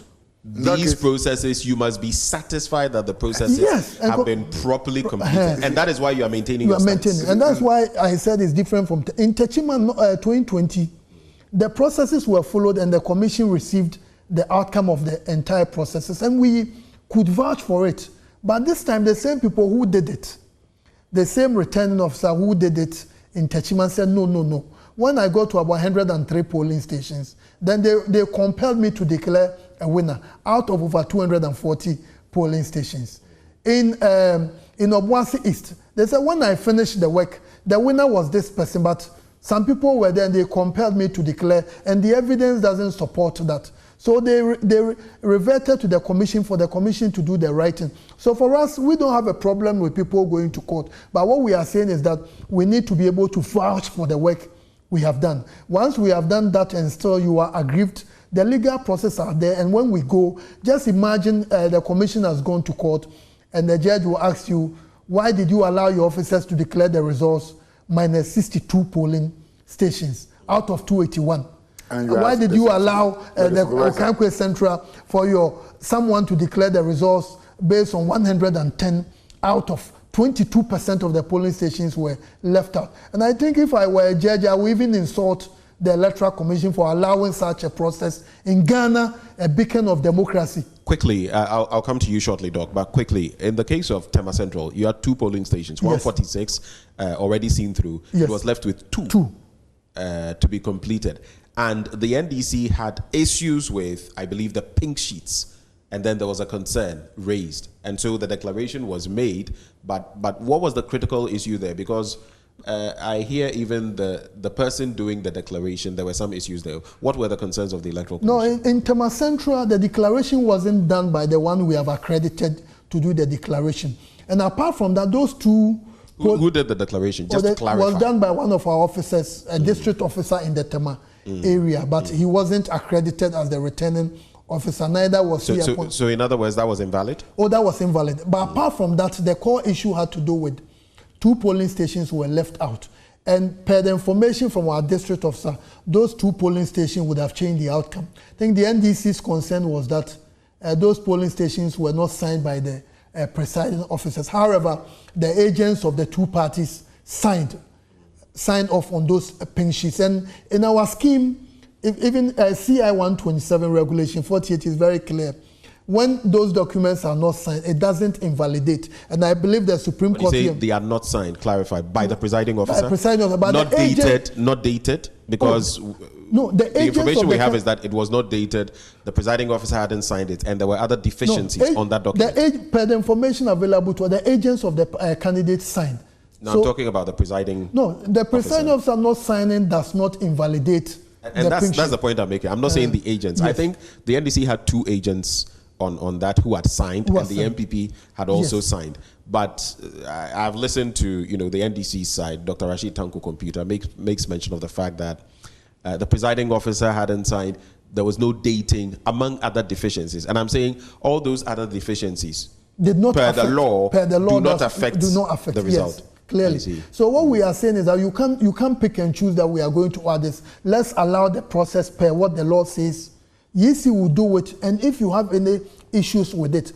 But this culture of going to compel an officer, this is something, and I know the media must be championing. It's unacceptable that you have a member of parliament, then you are cajoling a returning officer to declare. It's not done. We've come very far as a country, and we think that in the interest of our democracy, certain things must be clear. Let's allow the processes to work. And the EC is committed to ensuring that we do everything right. Once we go to court, then we can be in a position to defend the work we have done. Before I come to you, again, I'm really sorry I have to hold you. I'm okay. Doc, if pink sheets are tampered with, would the EC know? What we do is that the pink sheets, the EC keeps the original copy. We give photocopies to all the parties. So once you tamper with the photocopy we have given you, we will know. And we give the duplicates. It's not even photocopy, duplicates. So what it means is that the Tema incident, those original ones were sent to the EC by the 2 presiding officers. And when they were called, they alerted that, they forgot to sign.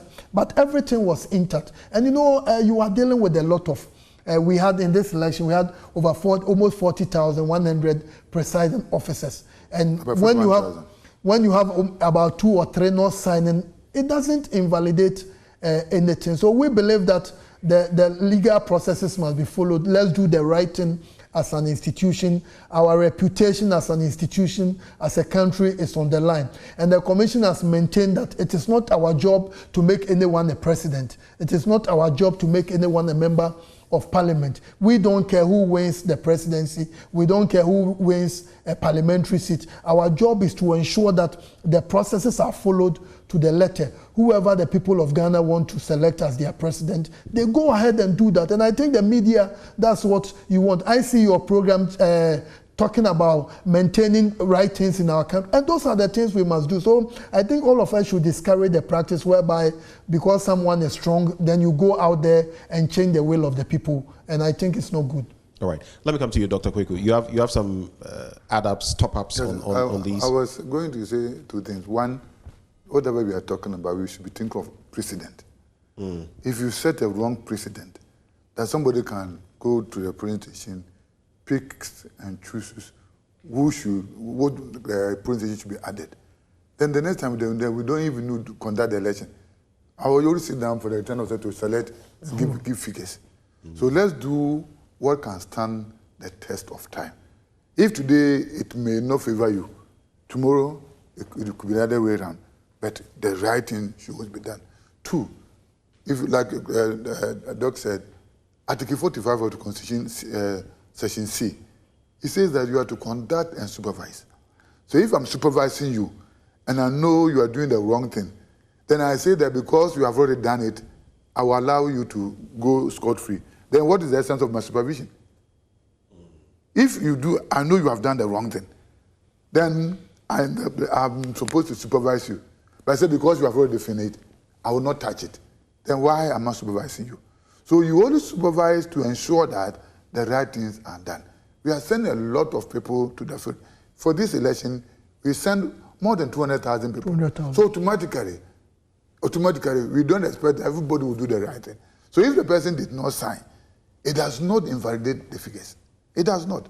Because, like I said again, other than that, the next time, the stronghold of the person that don't want to win, the presiding officers will be seen, don't sign them, so that to invalidate the results. Then where I am winning, they will sign and I will get it.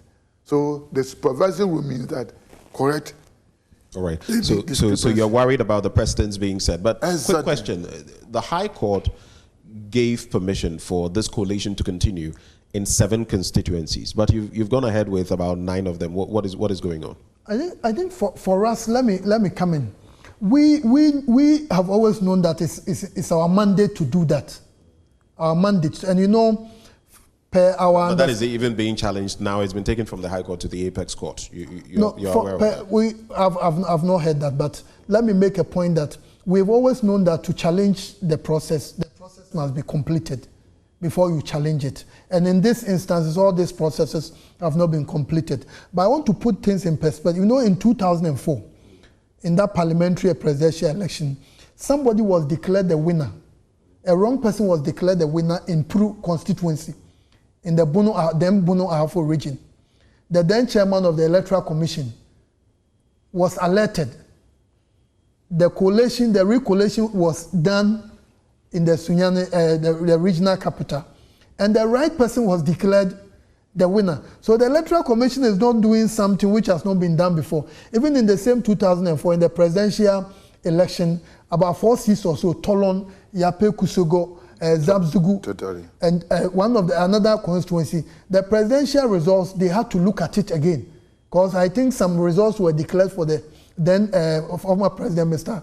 Kufuor. They had to go back and do the recollation of everything. So what the commission is doing is not something which has not been done before. What we are only saying is that we shouldn't allow injustice to prevail in our electoral democracy. Well, if we allow that, in 2020 you may end up losing. Then you organize people, let's go and declare the winner. So that point is clear, but back to my question. You were given permission to go ahead with 7. How about the extra 2? No, I think I don't know the particular extra 2 you are referring to, but for some of them, collation have not, you know, in Sawam, for example, collation have not completed. In Sawam, and I think Techima, it may be one of the Hafwa, no, I think Southeast also, collation have not been done at all. So for those ones, literally from a layman's perspective, you couldn't have taken even any legal action against them because the process had not. If they started, they were not. They were. If it's Ahafwano, I think it's Southwest or something. And then to be Ahafwano Southwest, yes. Okay. So you're going ahead with the 9, and now it's left with Ablekuma North and Domekwabinya. What's happening to those processes? No, the commission will get to the drawing board and still engage our officers, the returning officers, the district officers. You know, in Domekwabinya. But at least in this instance, at least for Domekwabinya, it was declared. It was declared. For Akurugu? Yes, it was declared. And we said there was a problem. So is that not clear enough for the matter to proceed to court? The commission is committed to doing what is right for God and for country. And for that one, we'll do it. So the evidence available, we'll look at it. Unlike the other ones, we don't know, we didn't know the winners. The counting continued and we were able to know the winners. But for this one, as you said, Madam Akurugu was declared. So what we are going to do, we look at the 3 polling stations. We've requested our officers to bring us the evidence supporting that. Once we have those evidence, the commission will go ahead and do the needful. Because we are committed to ensuring that the right things are done. And that's what we are just doing. So you're saying that as of now, you've still not looked at the evidence as far as... Oh no, our people have fed us with a lot of information. The commission will meet over written. A decision will be taken as to when to have the returning officers meeting over the 2 constituencies so that we put everything. Well, you know, we need to gazette the results from the 2 polling stations. The others are in the process of being gazetted. So we are working on that. Now, on that issue, we know the Kwashiman cluster of schools went up in flames. There were ballot boxes there and all of that. What happens to that constituency then? No, that's why the commission is going to meet and usually... Because at least there too, I believe it was Irabna Obin who was declared the winner. And she was declared with 77.9% of the polling stations. And now, that's unacceptable. Right. It's not done. And now the rest of the evidence is lost. Yeah, so, the last time they met, they were able to get, out of the 62 outstanding polling stations, they were able to get about 37 of them. No, 25. 25, so meaning we have 37 outstanding. Deficit. Yeah. So are you going to be able to retrieve that? Oh yes, the commission is looking at all the options available Once we look at all the options available, a determination will be made, then the process will continue.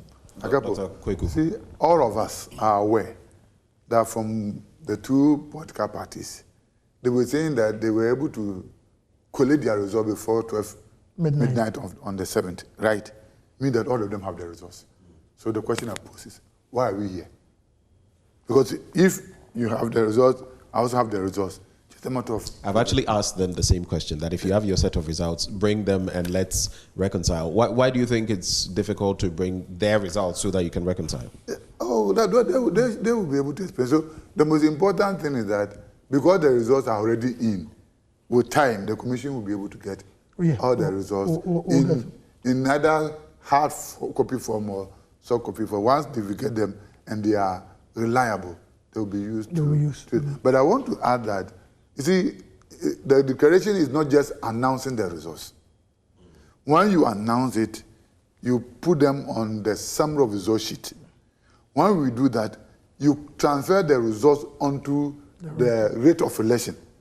It is the rate of election that every elected person will hold when the person is being sworn in. So if I say that a couple has been elected and Dr. Bosman is the one holding the rate of election. It is Dr. Bosman who can be sworn in, not you. And in addition to that, the law says that after the rate of election, we should also gazette it. And the law says that it is after you have gazetted, 21 days after the gazetting, that's when somebody can challenge it at the court. Meaning that the law itself recognizes that the process, in the course of the process, certain corrections could be made. That's why it didn't say the minute you announce, you go to court. And there have been instances in Ghana here that some people have gone to court when the result has not been gazetted, and the court had thrown them away. Because the process has said that it is giving the commission the room to do the proper supervisory work, to be sure of the result being accurate, so that if you are gazetting, that's the last phase. And once you gazette it, there's no way you can go and record it. Right. So there's also been the claim that after, for example, the likes of Irabna Obin, the likes of Faustina Kurugu were declared, gazetting didn't naturally follow, which should have been the process. Now, with these 7 that have now been determined over the weekend, are you going to go ahead and gazette them? How swiftly will the process be? No, that we could gazette them even today as we are speaking. What's the plan? The commission is looking at all the options, so we could gazette them today. But they are going to be gazetted definitely before now, January the 7th. We have 274 out of 276. So the commission may decide to gazette the 274 today. Then subsequently we gazette the outstanding 2. The NDC, fiercely disputes these results. And they say it's even interesting that out of these 9 that were being looked at, all 7 that you've done so far have been won. Hold for me. Have been won by the NPP. They say there's something fishy going on. There's some collusion with the New Patriotic Party and the Electoral Commission. And that's where the sticking point is, that they will not recognize these 7 members of parliament. Where does that leave us? So Zakako, so are you trying to say NDC wanted us to say let's share 5-5 or 5-4? No, our job, as I made the point, that we don't care who wins the parliamentary in any particular constituency. We don't care who becomes president. We have a simple mandate: conduct and supervise all public elections and referenda. And the commission's objective is to ensure that at each constituency, presidential, the whole of Ghana as a constituency, the will of the people will prevail. Okankwe Central, we were left with 31 polling stations. We didn't know who was the winner. The collation was done in that room. So the evidence, all the evidence on the pink sheet, they were used. You mentioned in Sawam, I don't even know the difference, whether it was 200 or 300. They went there, they did the counting with the agents of the parties. They did the same for Obuasi had already been completed. For Anonof, Tepa had not been done. They did the counting in the presence of the media. So the commission is not thinking, oh, let's do so that this person, we cannot do that because the evidence is on the pink sheet. And my colleague asked something. The parties themselves, they told us before the elections that by 12 midnight, they would have gotten their results. So all what the EC has declared, I will say without any shadow of doubt that the parties have the same information. But they won't come and tell you. For example, where they are saying they don't have the pink sheets and others, they have. They won't come and tell you. So we know that. Are you suggesting the NDC knows that it has lost in these constituencies, and it's merely giving you the EC a bad name to hang you? Is that what you're saying? On what was declared, they have that information. But that's why I say you, the media, these are things we, the EC, should not even be talking about. You, the media. But that's precisely why we are here, so that this information. Because I remember the last time when they declared the Okankwe Central, then one of your anchors was saying, "Oh, Okankwe Central too has done this," when you knew very well that the guy has said 78% of the results were used.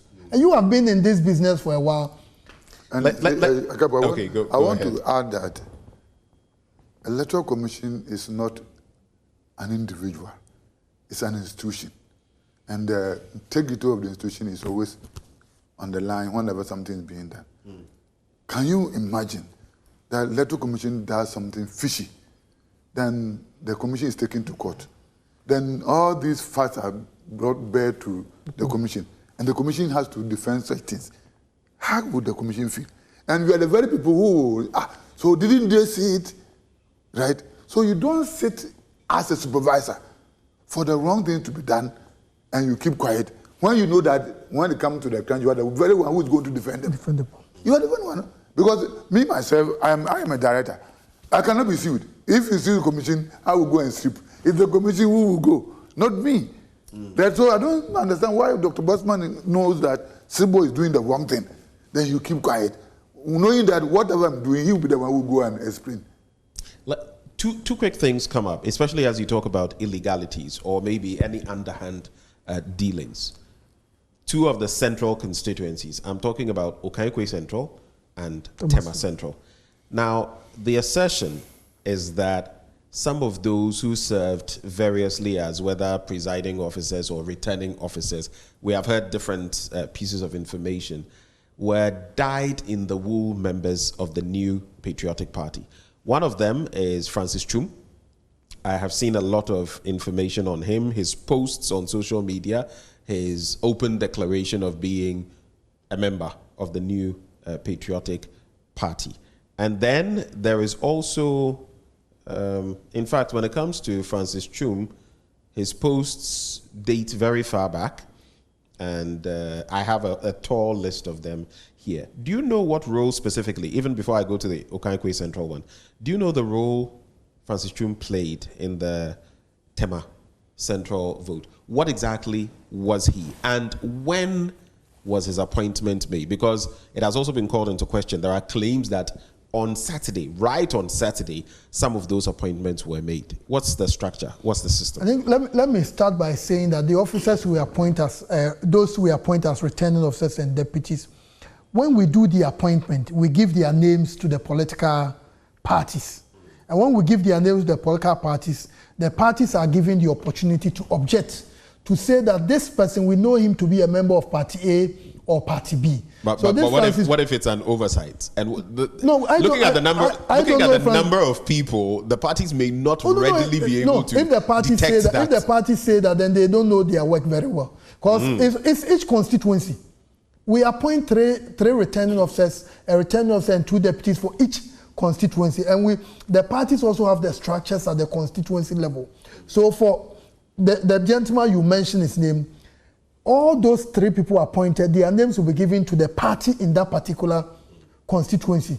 And when we did the appointment, I remember in the Afro region, Savannah, we had the parties coming out to say, oh, these people, we know them to be members of Party A, Party B. We received letters from the MPP as well as letters from the NDC. And all those names, when we did the investigations, they were removed from the list. So this Francis we are talking about, we haven't received any adverse reports on him. It's not someone I know. What are the structures like in terms of checking for some of these entities to ensure that they are not aligned? We do a background check. What processes? We do a background check of all of them, and we get reports from our district. And to get additional evidence about their background, we give their names, their details to the parties. Even presiding officers and other polling assistants, their names are given to the political party. So we did all this. So if the parties didn't have any problems with it, we don't want after the fact, then you now come and say, oh, we believe this thing, this person was a member of Party A or Party B. And you also mentioned that if Francis was the one Francis Chum, one of the deputy returning officers for Tema Central. And as a deputy returning officer, they assist the returning officers in the performance of their functions. So anytime the returning officer will be incapacitated, these are the people who take over the work. So he hasn't done anything unlawful as far as the Electoral Commission is concerned. In the instance of and they were Harrison, they were recruited about 3 months ago. 3 months so ago. It cannot be that they were recruited only once. It's even more than 3 months now. They were recruited over 3 months ago. Somewhere in August or September. I think first week of September. First week of September. So you can guarantee that none of these people who played whatever roles at that level in the elections were recruited in recent times. Let's say even within the last month or 3 weeks or 2 weeks. No. All of them, they were. I think we had one constituency where either the returning officer died. I think 2 weeks or so to the elections. That was in the northern region. In the northern region, I think either Gushegu or Kara, one of them. Then we had to appoint another person. The person died. We even met him. Apart from that, we haven't appointed any new person. What does CI 127 say about these assistants to the returning officer? Let's clarify that. Doc, would you like to tell that? The law says that there shall be a returning officer, and the commission shall appoint assistants as they may determine. So two assistants are appointed, but they are labeled as deputy returning officers. So the three of them will do the work. They are responsible for compilation of transfer lists, distribution, distribution, recruitment and training of the other officials and what have you. So they will do all these things as a team, meaning that any of them is not available, the other two will continue with the job. Okay, and so far it's been a returning officer and two other assistants. Two deputies. Then this year, what's the proper term for them? Is it assistant or deputy? Deputy returning officers. And this year we also recruited one collation officer each for the constituency. And you are the deputy return. Well, the way our work is such that you look at an area, then you try to get. The area is usually divided into 3. So for this particular zone, you need somebody who is very, very familiar with that area. Then another person familiar with another area. Then they work together. So all of them were employed, I think, first week in September, right? Yes, I think so. And these processes have been there since 1992. They are not new things.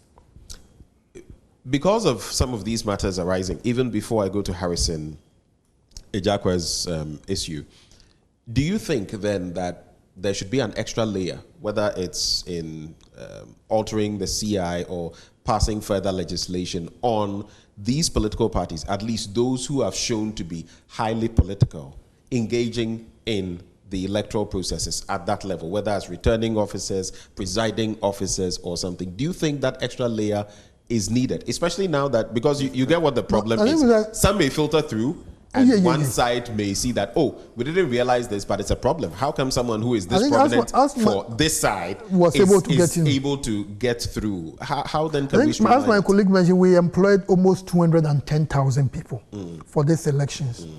And, presiding officers, we had over 40,938 or so polling stations, inclusive of the special voting center. So times 5. So you are looking at way over 200,000. We do advertise, and when we advertise, people apply. And when they apply and we finish everything, we give the names for us to be able to vouch for the neutrality of this particular individual. We interview them. Returning officers, for example, we went to the regions, we interviewed them. When we finish, we share the names with the political parties for them to know all those who will be working on the elections. Apart from that, collation officers, technicians, all of them. So when we give to the parties, what the Electoral Commission is saying is that we may not know everything about these individuals.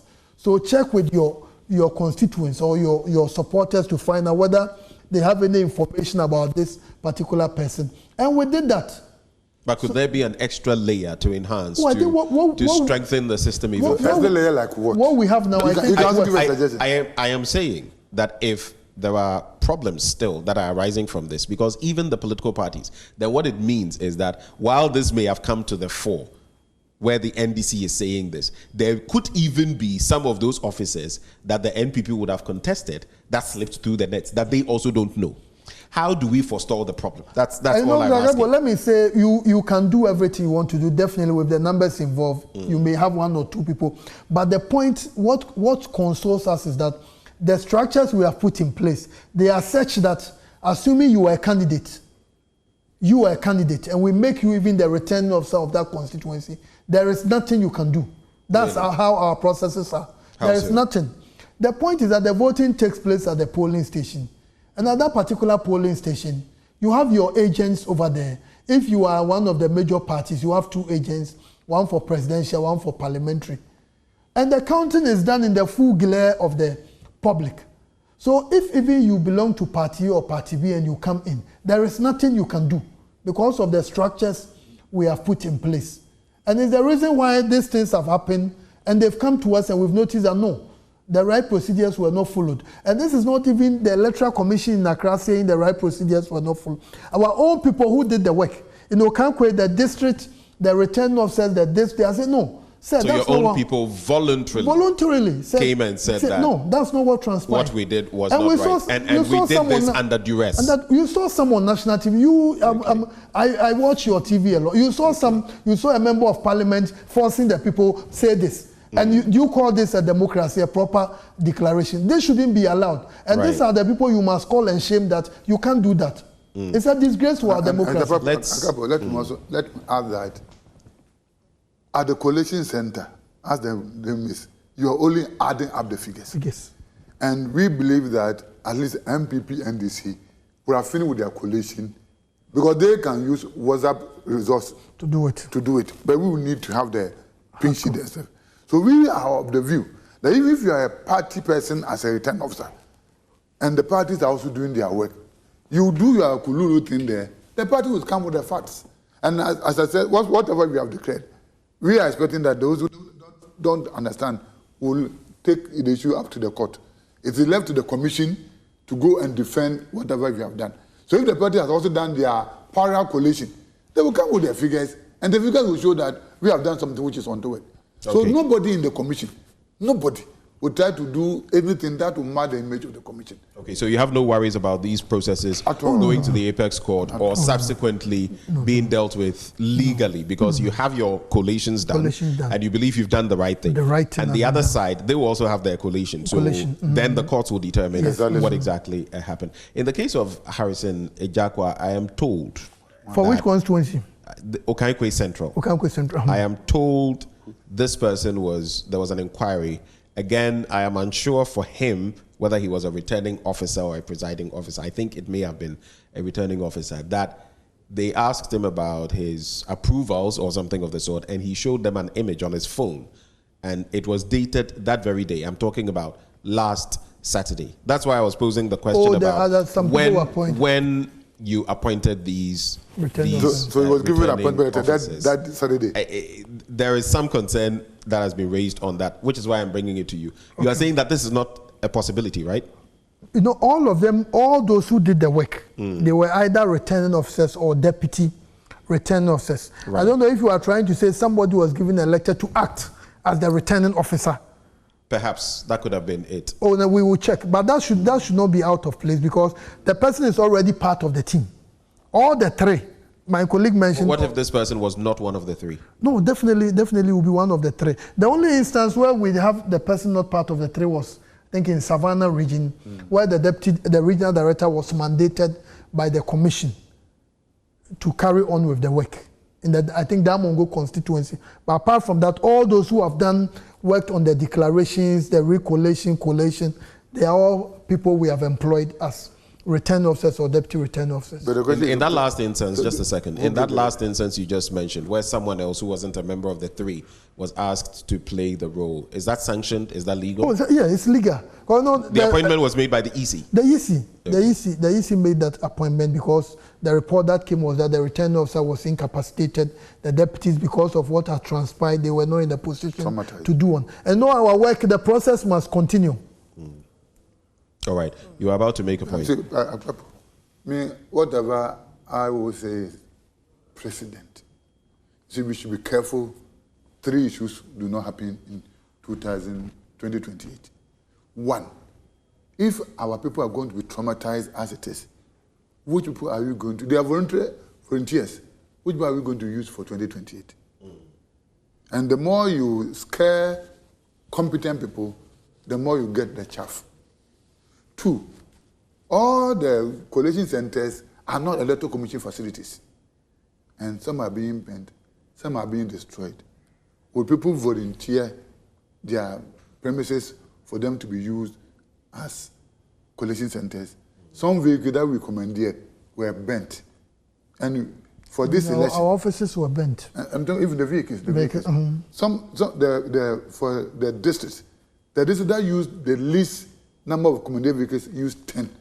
Plus the commission's 111. Now, if I will give my vehicle for you, you will not pay, and the vehicle will be bent. Would I give them out? So that's the second point. Then the third point is, if these things are allowed to fester, then what will happen is that in 2028 there should be no election. 2028. 2028, no, there should be no election. So the strongest will now declare themselves the winner. Is that what we are looking for?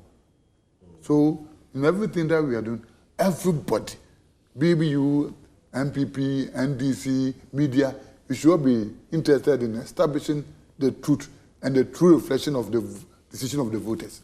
All right.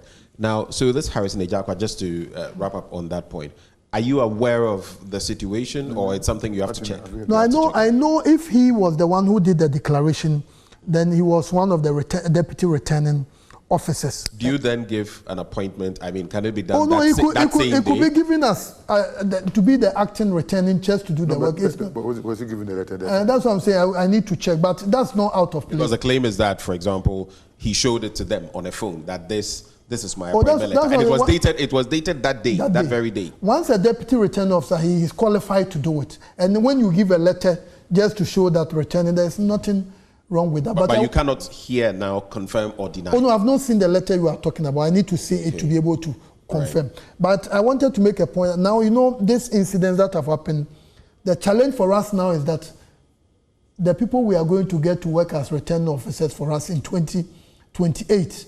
My colleague was trying to highlight on that. When I'm on some of their platforms, people are even talking about now they have to even arm themselves. Arm themselves? Yes, because they are being threatened. They are talking, people are even, this volunteer work you are doing for your country, then people will beat you up. And it's not good. So it's the reason why the media must support the Electoral Commission. Let's do the right thing. All of us want that. We want to live in a very peaceful environment. We want to live in a very developed society. And these things that are happening, I don't know where you were in 1996. We didn't see this even in 1996. Did you hear in 2000 some people had not won certain constituencies and they went there, they forced to declare. And this is 2024. This shouldn't be happening in a country when you are talking about the best democracies in our continent. Ghana is one of them. Although I strongly believe that we are not a fully democratic country. But we are up there. Why do you say that? Oh, I think we are a democratizing country. We are in the process.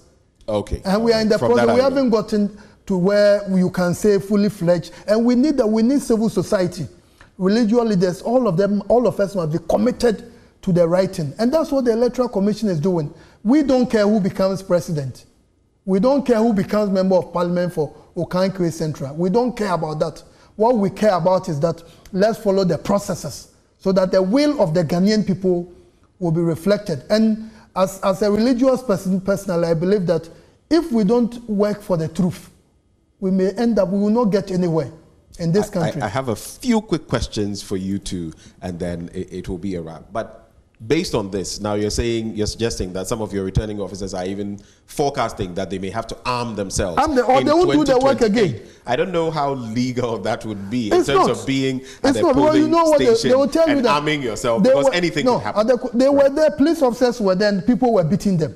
In the presence of security. Right. And you know, police officers at the collation, they were not even armed. And you have civilians who were armed coming to the collation center. And those are the things the media, if I have a problem, you are the ones who must talk about this. Right. Because it's unacceptable. Right.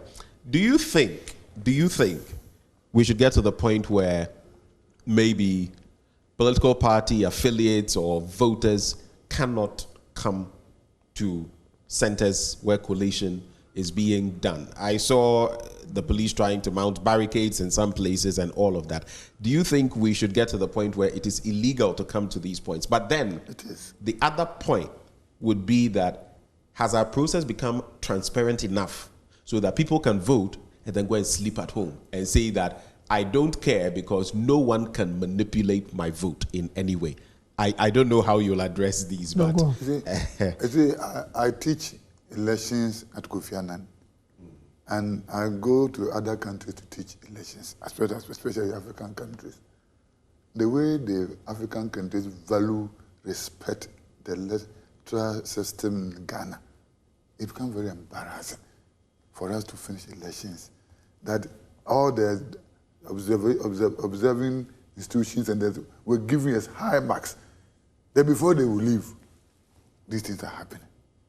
That, as Dr. Moore said, if in 1992, I don't think we went through this. The point is made, but let's tackle those two issues. The two issues, I think, Doc, let me say that what is the reality on the ground? Because when I spoke about maybe preventing people, once you vote, don't go to any collation. It is in the law. I saw you nodding and all of that. It is in the law. That's what is in the law. The law only the agents. The law has established that it is the candidate and his or her spouse. Right.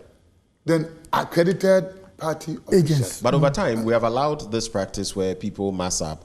And you know, and it didn't start today. That is why I am highlighting illegitimate encroachment. They are not allowed. Only observers and media people. They are not. Even the media, you should be accredited. Yeah. So anybody who is not captured by the law, you are not supposed to illegitimately.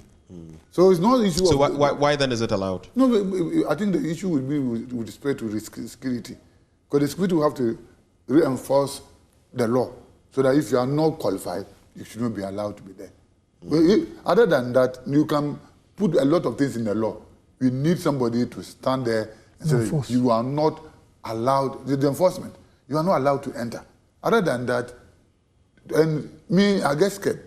Because where we are going, you will get to a time that you will see people, even when they come to greet you, you run away because you don't know what they are coming to do. And we should all be concerned about this. But I keep making this point. Even as far back as I remember, even under Dr. Farijan, we're having instances like this. Oh yeah, but and I keep saying that, and that's why I intentionally brought it up. If the law says one thing and we are not applying the law, what then does it mean for the future? The very things you say you are scared of are happening because we have all allowed those things to happen. And it's not just one side. Different sides have engaged. And for the law to work, we need the political parties to also educate their people very well. All these things that are happening, I know for a fact that some of the supporters who are going there, they know what they are being told is the truth. They believe that what they are being told is the truth, but unfortunately, they are being misinformed. They are not being given the right information. And I think that we need our leaders, those who are leading our political parties, to be committed to doing the right thing. In a democracy, one of the key things that are very, very important is that there are certain basic principles. And those basic principles, regardless of where you belong, across the aisle, or the party A or party B, or you are a media person, those basic principles are so fundamental that we shouldn't disagree over them. And I think that for the two main parties, they need to send that signal to themselves as individuals, as leaders of parties, and to their followers. Some things are so fundamental. You mentioned we've gotten to the point where you can vote and go and sleep.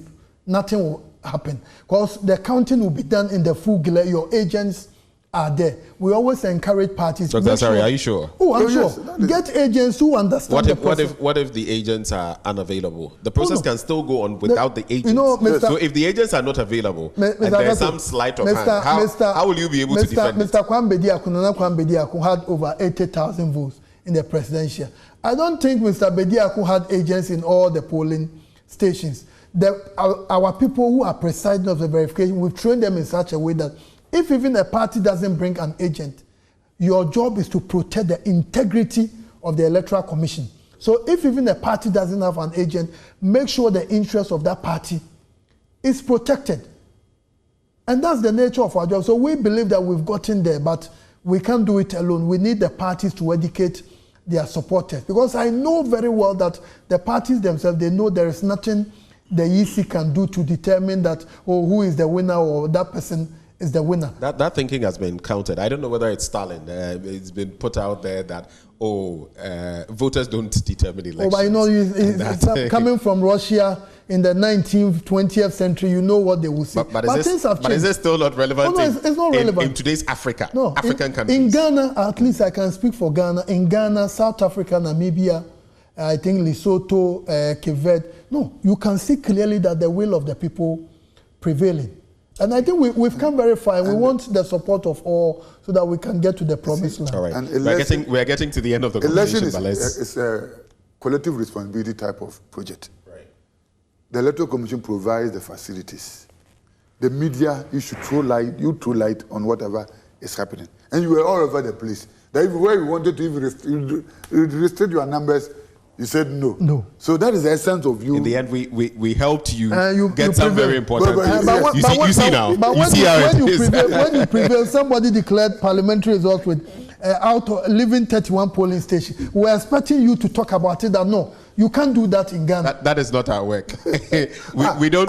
The aftermath of it we spoke of, but as for the declaration and whatever, that is up to you. No, it's unacceptable. You declare polling results, then you left us. But what followed from there, the reportage and everything, we've covered all of those things. Then give that one the prominence as you gave the other one. I was talking of. So I've mentioned the Electoral Commission, the media. The security is also supposed to protect anybody, any activity that is taking place.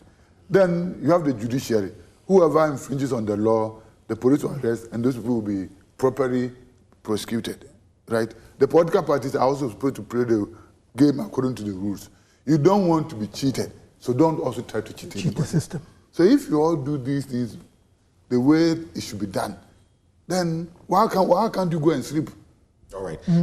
So come January the 7th, when at the dawn of the 9th Parliament, when new members of Parliament are being sworn in and all of that, should there be any chaos, God forbid, you would have no hand in it. As far as, for example, Gaikwe Central, Tema Central, and any contestations. Because one side is adamant that we don't accept this recount, recollation, or whatever it's being called.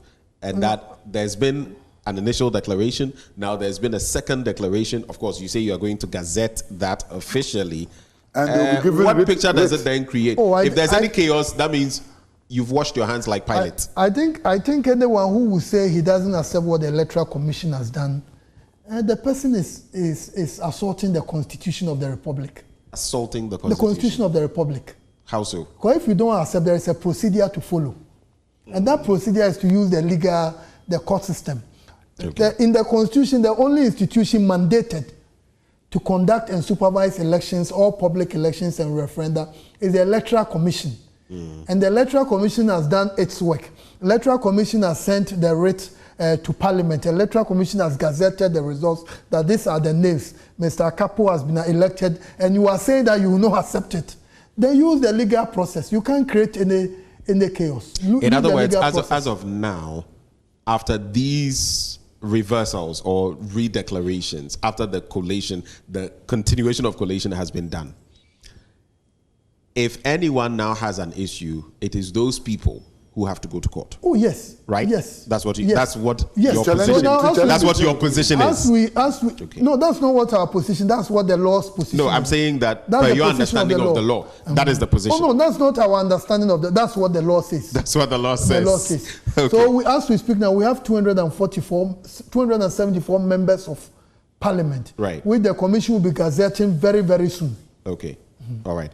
So my final bit to you, as you deliver your final comments, when the EC boss delivered the presidential, made the declaration of who had won, she ended by saying it is finished. Now, it is interesting because a lot of political commentators have waded into some of her actions, even in the current processes, that they say, these things are not going well, and that, she ought to be removed.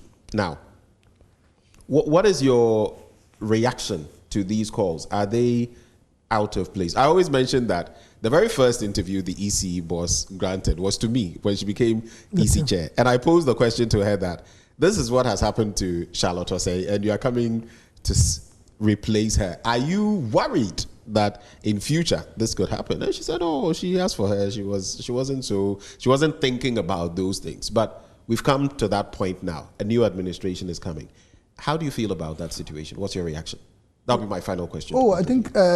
Let me take a bite before Dr. Kweku. I think those who talk about removal, the laws. There are laws in this country, and you know, the elections since this new commission took over in 2018, we've had a lot of observers coming, observers domestic as well as international, and the evidence is in the public domain. In terms of quality elections, Ghana is one of the best. I think even in Africa now we are ranked as the topmost, one of the best in it. So when people talk about these things, you know, these people are not the constitution. The laws are there, and there are people who go through this process. So if you ask me candidly, I would say we've seen one removed on. Oh, but there are people must on grounds that many people also found to be somewhat, for lack of a better word, whimsical. Oh no, I think for you know, maybe you have to get the evidence for why some people have been removed, and those evidence should be available in the public domain. And I think that the work this commission has done, if anyone says somewhere that, oh, somebody must be removed, the chair, then the person is not really understanding the work that has been done. In terms of even cost, this commission has done a lot. In terms of transparency to the core, this commission has done a lot. Look at the elections that were organized in 2020. Observers gave a complete thumbs up. 2024, if not this latent issues which got all of us rattled, look at how the elections went. In less than 24 hours, somebody had conceded in the presidential. For the first would it be dangerous? Would it be problematic if we had another EC boss removed? Oh, I think that I don't have a problem, but what I'm saying is that let's look at the work, the processes. The processes. You were trying to juxtapose that, oh, somebody was removed in the past, but look at the evidence is there. And this commission, in terms of cost, you know, in 2020, the cost of election was reduced by almost 45%. In 2024, we will come out with the figures, and it may even be far lower than what we did in 2020. Yet we've been able to maintain the standard to the extent that in less than 24 hours, there was a concession at the international community. And you saw the reports from the various international organizations, including even from the U.S. Secretary of State, from the U.S. State Department. So I think a lot of work has been done. So people should look at the real work that has been done, and they should stop about these things. If you have a personal dislike for someone, then you try to catapult that. They shouldn't be saying that. If we want to build a country, let's do it well. Just to sneak this in, it came to mind. So is the plan that in 2028, without a Ghana card, you'll not be able to go through the processes to get on the voters register? Commission will engage Parliament on it. No, Commission will engage. It's the direction the Commission wants to go. We'll engage Parliament on it so that they will put pressure on the executive to ensure that all those who qualify to get the Ghana card, they get it to enhance the credibility of our process. We think is very, very important. Thank you. Dr. Kweku, final words. What I would say that President, posterity will judge all of us. So in everything that we are doing, we should not be looking at individuals' benefit, but the benefit of everything we put in place to Mother Ghana. So everything that we are doing, is it what we want to be perpetuated? If today it is in my favor, what about the next time, the thing that you did which was wrong is now against you. So let us set good standard and precedents so that future elections follow through. That's what I would say.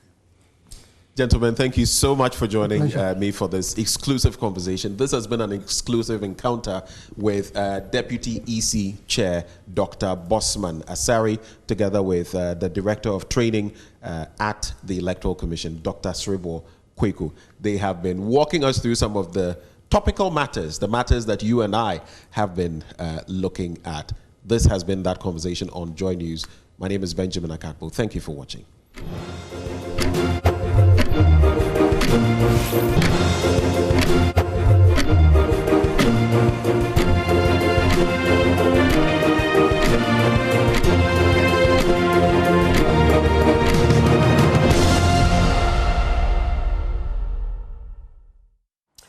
Thank you very much for joining that conversation. And yesterday was quite interesting. I was looking forward to speaking to one person. I ended up speaking to two, a lot of questions. And I know some of you, I saw the messages, but this was recorded and we played it today. So there was no possibility of bringing in the Damongo issue. So just my apologies there, because it wasn't live, so I couldn't have intervened. But we're offering you the opportunity now. Call in, share your thoughts. The EC watches this show every day. So you can share your thoughts with us, and whatever is on your mind, you can communicate it. Just don't call and insult. Call and make your point without insulting anybody. Call 0302 211 691. 0302 211 691.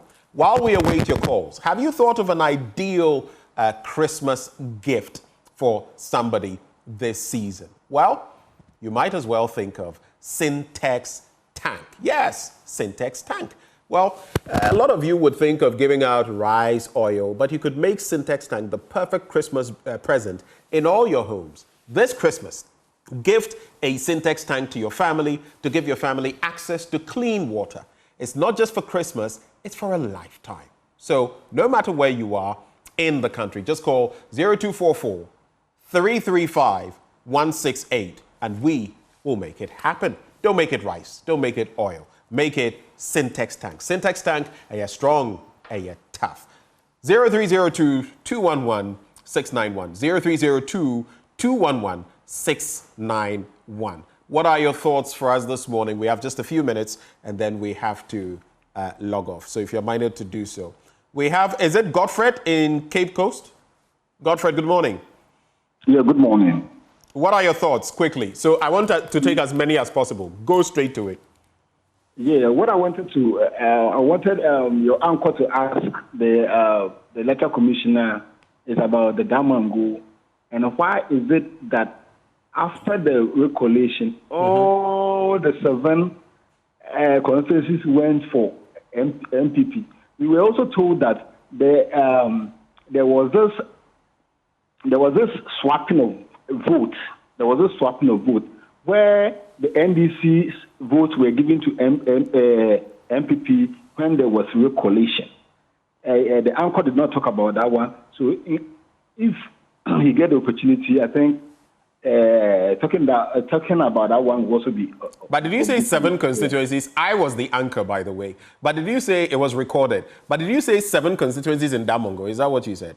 No, 7 constituencies when they were recollating at the EC headquarters. Okay, all right. The regional headquarters, yes. All right. Thank you very much for your comments. 0302 211 691. You can call that number and share your thoughts. 0302 211 691. Let's hear from you. Let's know what is on your mind this morning. On the back of that interview and any other related matters, you can call 0302 211 691. And all right, we have a caller from Buipe. What's your name, please? Ajigene Prince. All right, what are your thoughts for us? Yeah, I watched the. Please speak up. Speak up a little. Speak up a little. Yeah, I watched the interview that you just played. Right. I wanted to the interviewer to ask or to show the video of the Chiman staff in 2020 when people were also asking the returning officer to declare. So that one is not also good that they should have also said a call and shield, because today the issue officials are talking of call and shield. So why don't they also the 2020 election? What happened to the staff? Why don't they also call those who were doing declare? Why don't they also say that call and shield? But today they are talking of call and shield. All right. So the double standard is what we are all talking about. It happened in 2020. What did they say? But now you are coming out to say that people were forcing people to ask that. So it's what they are doing. The president is what is happening now. All right. Thank you very much. So he's making the point that in Techiman South, there were also people who were forcing the hand of the returning officer, so to speak, to make the declaration. While some have said that, well, I put that question to the EC and they said that, well, over there, the processes were completed. But in these instances, the processes were purportedly not completed, and some polling stations were left to be collated. That is the difference, according to them. You can still call through. So per the EC, recollation after results declaration is nothing new, and they cited precedents from 1996 and 2004 as well. But what do you think of what Dr. Bosman Asare and Dr. Sribo Kweku, the Deputy EC Chair and the Director of Training, respectively, said? We have a call on the line. What's your name, please? Please, I'm calling Abdul Wahab. Abdul Wahab, where are you calling from? Yeah, I'm calling from Kumasi. What are your thoughts, Abdul Wahab? Okay, boss. What happened in Damango? Damango, about 32 polling stations were not counted. I was in Damango, but the Electoral Commission allowed the people to declare that the Damango. Hello? Abdul Wahab. So he declared Damango without some of the polling station remaining. So I'm asking why. Okay, so those are the double standards that you speak of. That in one instance, the remaining... But I put, though I didn't specifically mention Damango, and I acknowledge that was an oversight. My mind was not averted to that. It was recorded, by the way. But in other instances, when I put it to the EC representatives there, they made mention of the fact that just as like in the presidential, where there had been the concession by Dr. Bawumia, but they hadn't finished with all the constituencies. But the gap was so big that no matter what, even if you added all the rest of the results to Dr. Bawumia, he wouldn't be able to catch up with John Dramani Mahama. In other instances, if some were left and the difference, even if you added all of that to one candidate, it wouldn't make a difference, then they could go ahead and declare. So that was one of the points they made there. I'm just reiterating what they said. Do we have a final caller? Okay, all right. Well, happy birthday to Dr. Eliza Taiba Ameyao Bronya, Director of Public Affairs, University of Ghana. Happy birthday to Dr. Eliza Taiba Ameyao Bronya, Director, Public Affairs, University of Ghana. It's from your family and all well wishes.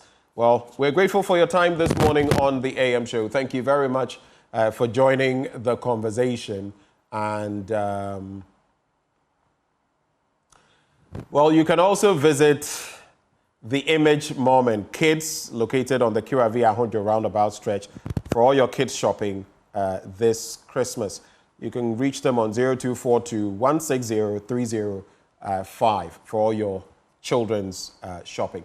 That's how we cap off the AM show this morning. We wish you a fantastic day. Do stay for Joy News Desk up next.